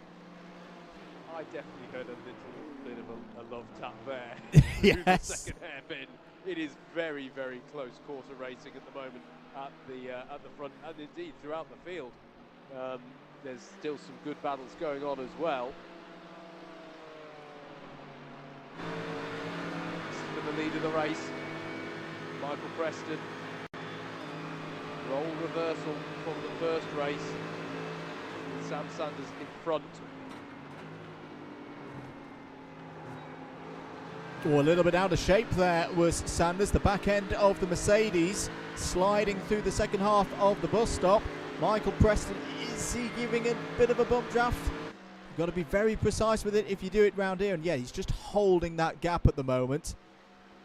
You can see the front end of his BMW is getting a little bit light in the draft there. Now he'll give a little bit of a love tap to Sanders. Something very interesting happening with the graphics there. Looks like Sanders' car was ghosting. Hart's having a look at the inside of Maximin. Oh, a tiny bit of netcode there that resulted in Nathan Maximin having to take a slight little correction there to keep his BMW under control. And Hart is through to 4th. Yeah, and Josh Ladd judged all of that nicely as well. They were 3 wide across the line, and Josh Ladd judging that beautifully to get himself up to 3rd in all of that. So he's being as crafty as ever there as Chris Hansen here in 6th place in the Simply Catnip car. Has quite a show going on behind him with Tom Kemping and Quentin Durad going side by side here as they head towards the left-hander that takes them out onto the banking, and that's going to get brave, quite Quentin. Close. That's an interesting place to go for it, and it's worked out well for Kemping there. They're still side by side on the banking. Quentin Durad was in the chat on Saturday night for our Daytona 24 hours stream and was saying how might not be present at all rounds this year. He'll make it when he can. He's definitely up for this tonight. Has raced very, very well. Is having a look up the inside of Tom Kemping on the way to the bus stop. Kemping holds it round the outside there. Holds on to 7th place. Brilliant racing for these two on this lap, isn't it? Fantastic stuff. Racing room given, with respect shown. Really good to see. Still quite a few pit stops to come, Howard. I'm conscious of here as we rejoin the 2 leaders, Sam Sanders and Michael Preston here. 1:44.5 last time around for Josh Ladd. He really is closing in. Highest rated driver in the field. Sorry, Howard. No, it's all right. I'm wondering if we're seeing the same. Well, I was about to say, is Sam Sanders doing what we saw in the last race from Preston and fuel saving? But with lap times like that, it's hard to believe that he is in the high 144s.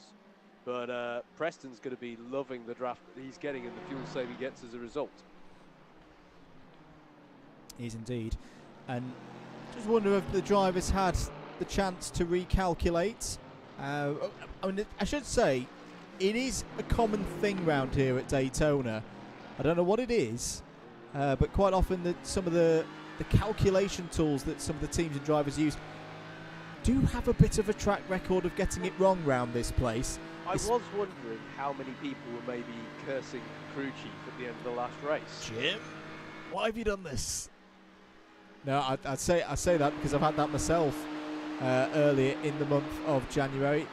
Yeah, Josh Ladd definitely fuel saving, and you hear there, you just heard the engine on Michael J. Preston's BMW cut out there. That's the clutch in technique that a lot of the top drivers use to extend that fuel out, especially into areas like the bus stop, turn 1, and also turn 6 coming onto the banking.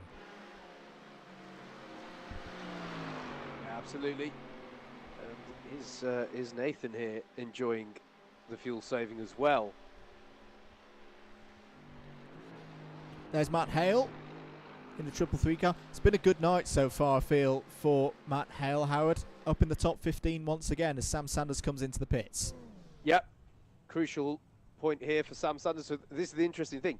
Has he used up a lot of fuel being at the head of the peloton, as it were, at the front of the field? How much further does Michael Preston get to go because he sat in the slipstream so much with Sam, as Ben Bennyworth is also in the pit lane. Yeah, he is indeed.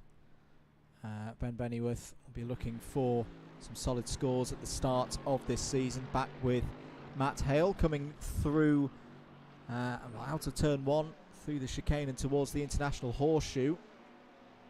2 of our newer drivers, Patrick Pisquet there in the camo Red Bull Porsche, and Charlie Summers on the inside, both finding their feet as Whitefoot gets out of the way there and the blue flags. But I've liked what I've seen so far from these 2 drivers in particular, Howard. Looks like we've got 2 drivers who are going to be fast this season, and once they get to grips with how the different styles of racing work, I think they could be really, really difficult to beat. Yeah, absolutely. I think it's going to be very interesting to watch Summers and Pisgate. Apologies, I was jumping around all the various different battles whilst you were talking about it, but yeah, they're both very, very interesting ones to watch this season. Another new driver on your screen, the 555 of Simon Coxis. Currently trying to get past Luke Austin in the Alpha Live Ferrari. This is over 22nd place in the race. 12 minutes of it to go. And pit stop battle, here we go. Nathan Maximin and Mike Hartshoward both onto pit road. Yeah, not alone either. Quentin Durad, Chris Hansen, Adrian Goodwin and Cameron Watson are all boxing this lap, Andrew. It's a busy pit lane. In fact, there we go. Quite a few cars. Should I be saying pit lane? Should be saying pit road, shouldn't I? For Daytona. As they all come out now, back onto circuit.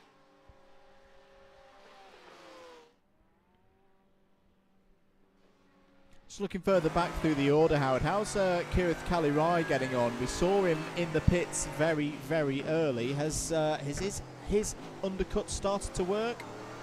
Well, this is the interesting thing, isn't it? This is one of those moments where it starts to pay back.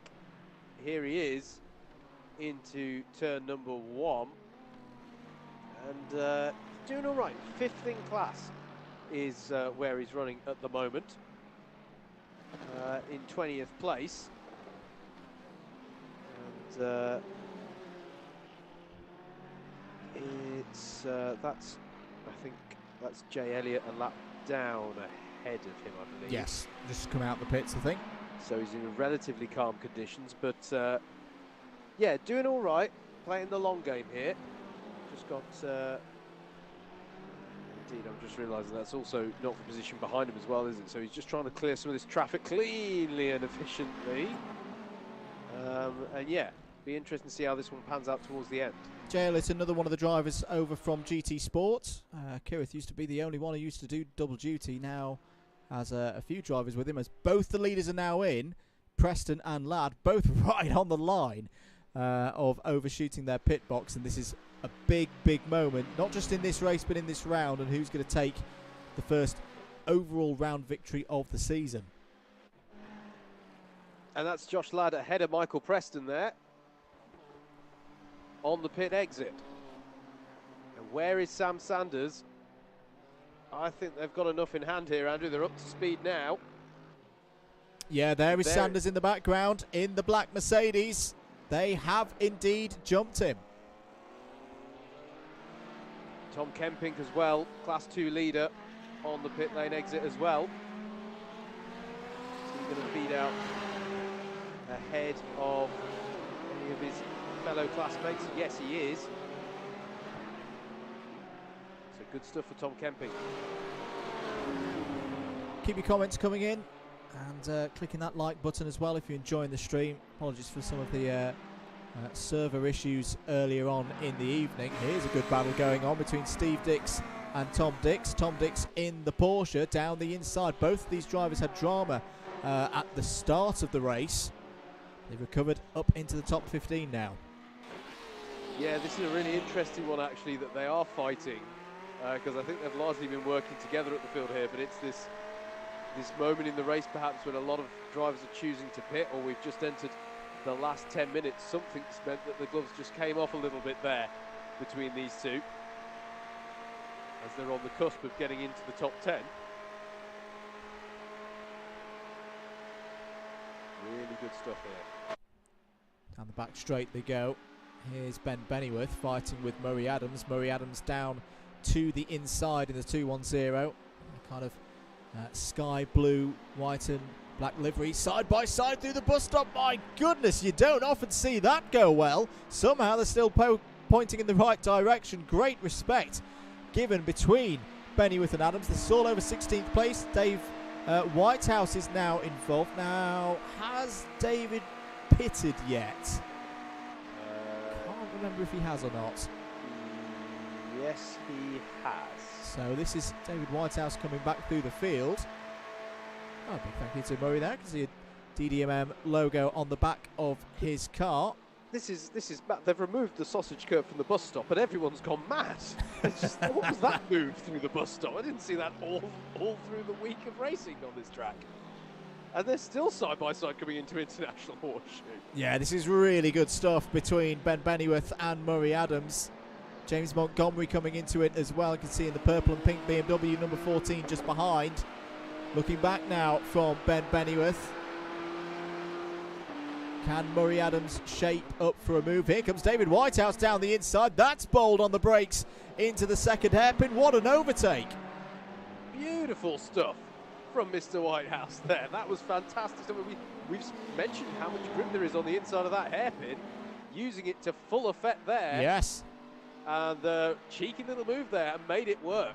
Brilliant stuff. That is a very, very good point, mate. It's been something that a lot of drivers have been finding out across. Maybe that's one of those things. If you hadn't done the 24-hour, you probably didn't know about that. The natural racing line, looking at it from, say, the bird's eye view, very slippery on the outside into that second hairpin. And as you say, a lot of grip to get hard on the brakes and tuck it in for the apex.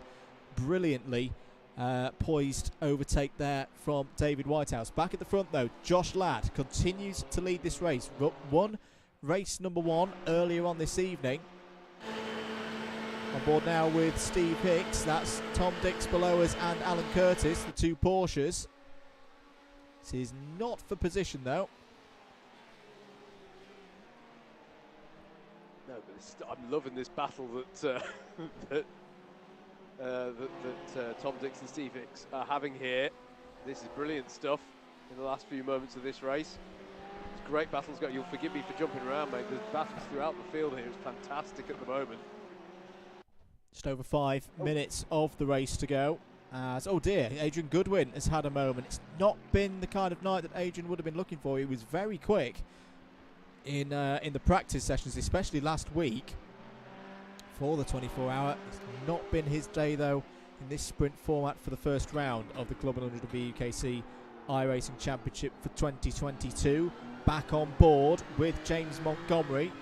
Ben Bennyworth just ahead of us. This is the fight over 15th place. And through this tricky hairpin. Good tight line there from James Montgomery. Can he get underneath Ben Bennyworth onto the banking? No. Now try and get the slipstream. This next point, Howard, it seems like an easy spot to overtake into the bus stop, but you've got to get a long way alongside to get the move done. What you do if you're going down the inside, we're going to try around the outside, though, if you're James Montgomery. Yeah, no, it looks easy, but it's not, because people tend to be quite bold on the brakes, and it's one of those corners as well, the bus stop, where because of how they all string together, if you're late on the brakes, is what's happening ahead. Problem for Tom Kempink.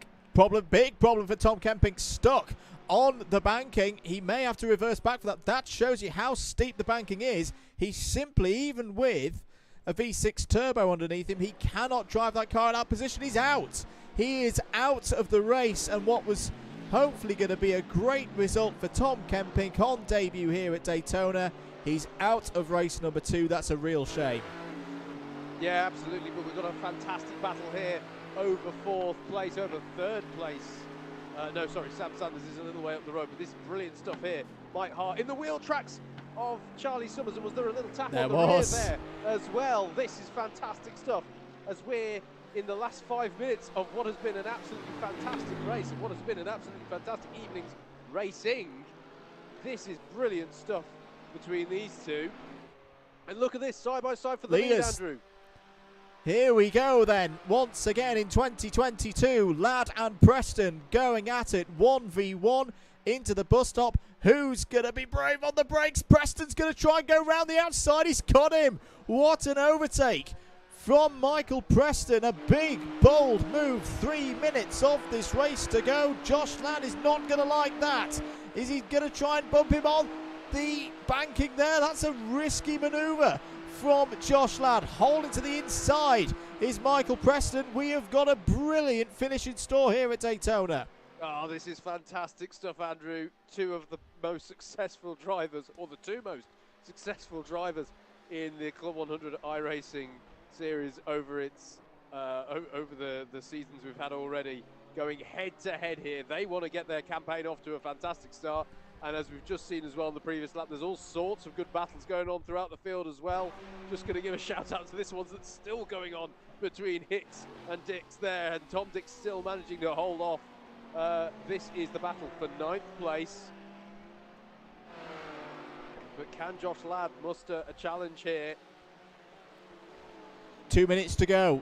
Back marketer's very, very wise there to just keep out the way. That's good driving. I think it was Simon Coxitz who's just pulled over. That's good sportsmanship from Simon. I reckon there's going to be 2 more laps in this one. Murray Adams and David Whitehouse still battling as well. This is over 15th place. Kirith Kali-Rai, I think, is around on the scene as well. And Andrew Dawson there in the DDMM Ferrari. And there's this battle as well, Andrew. Don't forget, going on as well. This is the battle over 4th place that we were following a moment ago. You don't know where to look at the moment around this Daytona road course. Look at this for the lead again. Josh Ladd is going to have to go to the outside now into the bus stop. Can he return the favour? Oh! He can return the favour. What a move. Does exactly the same thing that Preston did to him a lap ago, and the lead changes again. The crucial thing, though, 1 more lap of this Daytona International Speedway road course on 24-hour week. Preston going high there. Has he got enough fuel? He's just had the role reversed on him from a lap ago and has lost the lead once more. Less than 60 seconds on the clock, and Sam Sanders is coming back into this again. Now look at that run. That's crucial. If Michael Preston does that in about 1 minute and 40 seconds time, he'll win this race. He's trying to go around the outside of Josh Ladd, who defends the inside. Brilliant racing between the two of them again. Here comes Sam Sanders sticking his nose in. Takes to the grass in his Mercedes. Josh Ladd does not need to win this race tonight to win the round. He'll take a top 3 right now with the fuel calculation issues that befell both Preston and Sanders in the first race. But I feel here, Howard, for a statement in this season, in round 1, Ladd, he wants the double victory. Yeah, absolutely. And I think Michael Preston, just in the first part of this lap, he's going to need to be closer to this if he wants to do a repeat performance in the bus stop again. Josh Ladd is just trying to stretch. Look how hard on the brakes there Michael Preston is as they come up onto the bank. He wants to have a run, but is he going to get it? This is it now. This is where Michael Preston needs to set it up. We saw this 12 months ago in the Mazda MX-5s here at Daytona. It was Matthew Graham and Felix Connolly who put the show on 12 months ago. Here it is in 2022 between Josh Ladd and Michael Preston. Preston is closing. He's not going to be close enough into the bus stop, but can he get a good run through the bus stop and off the bus stop and towards the finish line? Out of the bus stop they go. Josh Ladd got a good drive off of the last tricky part of this course. He's gone up high. Has he run out of fuel? He's run out of fuel. Oh, he's had to leave the lead to Michael Preston, who is not going to be denied this time. He's going to take a first race victory of the season. Can Josh Ladd get to the line in enough of a position to win the round? Michael Preston wins at Daytona. Second place is going to go to Josh Ladd. Did get it. Josh Ladd held on, but there he is out of fuel right on the line. He takes the round victory. Anyway, that is the key thing for championship. Sam Sanders third. Patrick Pischke in 4th place. Whoa, right on the line between Steve Hicks and Tom Dix there. That was over 9th place. Mike Hart's in the top 5. Charlie Summers 6th on debut. Chris Hansen in the Simply Catnip car in 7th place. Nathan Maximin in 8th. Steve Hicks in 9th. Here we're on board with Luke Austin. There's still battles going towards the end of the race. Islander makes a very good point. Did Josh Ladd have a slowdown? Is that what it was? Oh, there's contact there between Matt Hale and Luke Austin on the line. I don't know whether there was some connection issues there for Austin, but he's facing the wrong way on the run into the tri-oval. What a cracker's end to this race. And I'm very conscious, mate, that we haven't declared who has taken the win in that race in Class 2. Class 2 won by Murray Adams there by only 0.4 of a second across the line. In 14th place overall, Andrew Dawson. What a good race engineer he is, ladies and gentlemen. He's not a bad racer either, coming home in 2nd in class in 15th overall. And then Kirith Kali-Rai rounding out your Class 2 podium there. folks, I didn't have to do as much camera control this evening because we had some issues in the first race. I would have liked a slightly calmer initiation into the season. But what a race! Very, very good stuff. If you enjoyed that, do make sure that you subscribe here to the DDMM YouTube channel. I say this is round 1 of a 13-round championship. Big thanks to Islander. They've subscribed to the channel here on DDMM. Just wonder how are we able to bring up the results as it file its way through. There it is. Michael Preston wins race 2 by 1.5 seconds ahead of Josh Ladd. Sam Sanders 3rd, Patrick Pitchgate in 4th, Mike Hart in the top 5, Charlie Summers. Really good runs from our debutants there in 4th and 6th place. Chris Hansen moving up from C2 last year into C1. Definitely showing that form last year was not a fluke. 7th place for him in race 2 tonight. 8th for another debutant, Nathan Maximin there. 9th for Steve Hicks.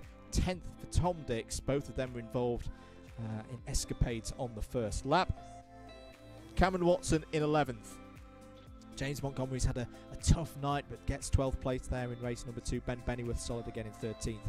Murray Adams takes a great win in C2 in heat in the second race. Andrew Dawson there second. Kirith Kali-Ride, that is a very, very strong start to his Class 2 campaign. 3rd in Class 9. David Whitehouse will be pleased with 4th and a top 20. Adrian Goodwin finishes in 18th. Might be a little bit disappointed with that result tonight. Matt Hale in the top 20, a good start for his season as well. And as we say, watch out for him on the ovals. That is his speciality. The ovals is where we go next on the 23rd of February here at Daytona in the Legacy NASCARs. Rodri Parry wraps out the top 20 here in race 2. Christopher Powell, 221st tonight for Christopher. Luke Austin had trouble there at the end. I think there may have been a bit of lag that initiated that spin. He was there in 22nd place. Good debut as well from Andrew Golby in 23rd. Tom Kemping finishes 24th. Definitely showed some strong pace there and is going to be a factor, I feel, in Class 2 across the course of 2022. Matthew Whitefoot in 25th. JJ Aston 26th. James Fremont showed some really good pace, especially in the first race. Finishes race 2 in 27th. Simon Delamere in the top 30 there in 28th. Damien Wong 29th. Alan Curtis completing the top 30. Trouble for Christopher Kirk, Jay Elliott, Simon Coxshitz, Ian Allen, and 2 retirements out there, Quinton Durad and Craig Brown. Right. Well, we'll hang around for a few moments, Mr. Mitchell, whilst we get confirmation, or at least provisional confirmation, if that is even a thing, for who's won tonight. We know who's won Class 1. That is Josh Ladd with that first and second. As I say, I think Islander was correct. I think that actually was a slowdown at the end there for Josh Ladd. But a very good start to the season for the reigning champion. Brilliant start. Absolutely superb. Exactly what he wanted. But delighted to see that it's not going to be... you just get that feeling. I don't think it's going to be as plain sailing this season, is it? Not only were there plenty of people there to challenge and take it, obviously... He had the pressure from Michael Preston, as ever. But Sam Sanders in for the whole thing for this season, or at least able to, because he joined us partway through last season. Able to put together a full campaign. He's going to be one to watch. It's been a great run for several drivers tonight. Mike Hart has had a good evening, I note. Yeah, it's there's plenty of people I'm interested to see how they get on, and we cannot stress enough, this is going to be the most varied season we've had so far. Not only are we having several GT3 cars in the mix this time, not only do we have several touring car options as well. You know, we're going oval racing, we're going single-seater racing, we're doing all sorts of things that we've not done in a season, in a championship round before. So it's going to be really, really interesting going forward. Josh Ladd, brilliant first win, brilliant bragging rights at the start of the season.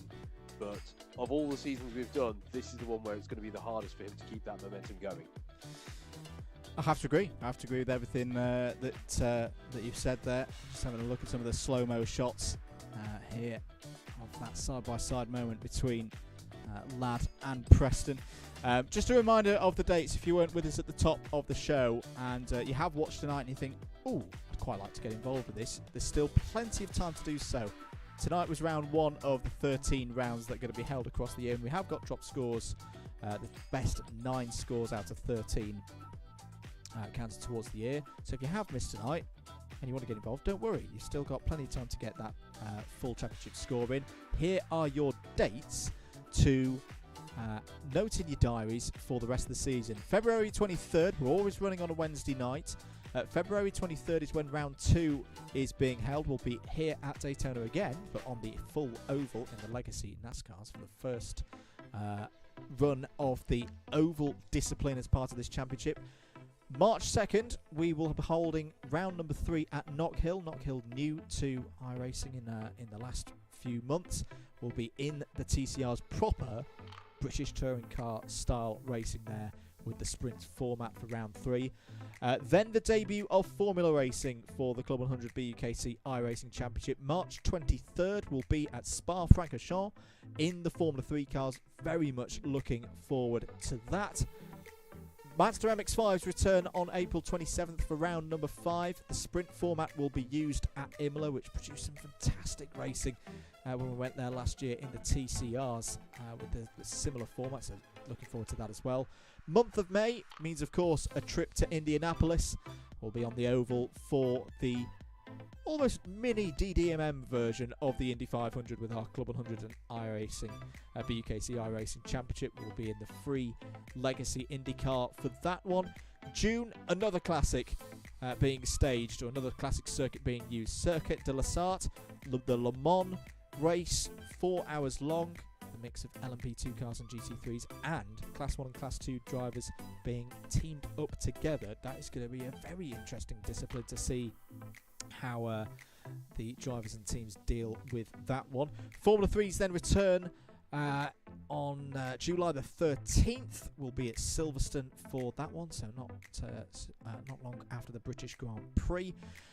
GT3s on their own return on September 9th. There is a bit of a break for August, which is something that we got from the feedback from last year. So after the summer break, September 7th, we'll be at Bathurst for a single 80-minute race for that one. That's, again, going to be an interesting one to see how the drivers deal with that. Later on that month, September 28th, we'll be in the TCRs again, this time around Monza, using the sprint format of the 3 races that long-time viewers will know and love. October 19th, Formula 3 returns at the Red Bull Ring. That, I think, is a brilliant choice of circuit for the Formula 3 cars. We'll be using the Formula format for that. Before we then get into the bitter end of the season, 2 classic circuits to complete the season, starting off with 2 40-minute races in the SP80 format in the GT3s around Interlagos on November 23rd, and then December 7th in the MX-5s using the sprint format at Suzuka. All of that to look forward to if you want to get involved. C100 iRacing on Facebook, same on Discord as well. Entry for the year, £25, and it's a great community to be part of. Get your entries in as soon as possible, and of course should mention that all the prizes are still up for grabs across the course of the year. Top 10 in Class 1 and Class 2 get iRacing dollars in descending order, and each winner of Class 1 and Class 2 at the end of the year get a free entry into a CLUB100 endurance race for 2023. I think whilst you've been taking us through that lovely tour of the calendar though, mate, have we got a result? I will check whether we have a result confirmed. We have indeed. I think it's quite a tasty result, incidentally. Do you want to go through it, mate? Oh, well, yeah, I certainly can do. Where do we want to pick this up? Should we go, should we cover top 5 of Class 2? We can pick up, yeah, I'll tell you what, let's do top 20. So Quentin Durad finishes in 20th. Luke Austin, that incident towards the end of race 2, costing him perhaps the 19th place. David Whitehouse, I think he had a strong evening tonight. Definitely had a really good second race, finishes 5th in Class 2 and 18th overall. There's James Montgomery in 17th. Matt Hale finishing 4th within Class 2 in 16th place. Charlie Summers having a really strong outing this evening. He comes 15th overall, and then it's our podium finishers in Class 2. Andrew Dawson, what a job he did for us, calling the shots for us in the Daytona 24 Hours at the weekend. But he's showing that he can probably race around here better than the people he was talking to, at least in you and me, mate, because he finishes 3rd in Class 2, 14th overall on 168. And then get this, it was a tie for points for the win in Class 2, 12th and 13th place, but it just goes on countback to Kirith Cali-Rai finishing ahead of Murray Adams there. 173 points, both of them. Brilliant stuff. It is Murray Adams second in class tonight. Kirith Cali-Rai taking the Class 2 honours for round 1 of the championship. Ben Bennyworth the next is 11th, and then we're into our top 10. Nathan Maximin on his debut in 10th place. Then it was Tom Dix and in 9th with Mike Hart in 8th. Chris Hansen having a really strong evening in 7th place. Cameron Watson on his debut. He's been one to keep an eye on, isn't he? Going forward, 6th in tonight's standings. And then it was Sam Sanders in 5th. Steve Hicks in 4th, of course, benefiting from some of the fuel problems of some of his competitors towards the end of that race. And then getting into the podium positions, what a fantastic first outing there. Patrick Piskay in 3rd place, 190 points. But now hear this, tied on points at the head of the championship. And going, it's been decided by countback because of the 2 points awarded to the person who set the pole time in qualifying. Michael Preston is 2nd on 198, but on 198 and getting it by way of finishing higher in the races. Josh Ladd takes the win, confirmed at the top of the table for round 1 of the championship. But oh my goodness me, isn't it just how we would want it to be set up early doors here in the 2022 season? They are tied on points, 198 points each for Ladd and Preston. I think that underlines just what a close evening of racing we've seen and what a fantastic season we are in store for, mate. Couldn't agree more. Really, really good stuff from all of our drivers tonight, up and down the field. I do hope you've enjoyed it. Big thanks to our sponsors here for this event tonight. CLUB100 Racing, the British Universities Karting Championship, which of course is coming soon. Round 1 will be, and round 2 actually, will be streamed on Alpha Live with commentary from DDMM in a couple of weeks' time. So head across to the Alpha Live channel for that one. Big thanks to G3 Pro and their sponsorship as well. Matt Hale and the whole team there, and also welcoming into the stable Simply Catnip. Thanks for their support. You'll see and hear much more about them and from them as the season goes on. Thank you, of course, to you guys and girls at home watching the stream. Hope you have had a good evening. Apologies for some of the Discord issues and the internet seemingly blowing up at times. Hope it didn't inconvenience things too much. If you have enjoyed the stream and you're new around here, do click that subscribe button and the notification bell for more streaming here on the DDMM YouTube channel. The 23rd of February is when we will have round number 2, so look out for that. Thank you very much, everybody, for watching here tonight, and congratulations to Josh Ladd. He starts his season in 2022 with a round victory here at Daytona. Until next time, do take good care. Bye-bye.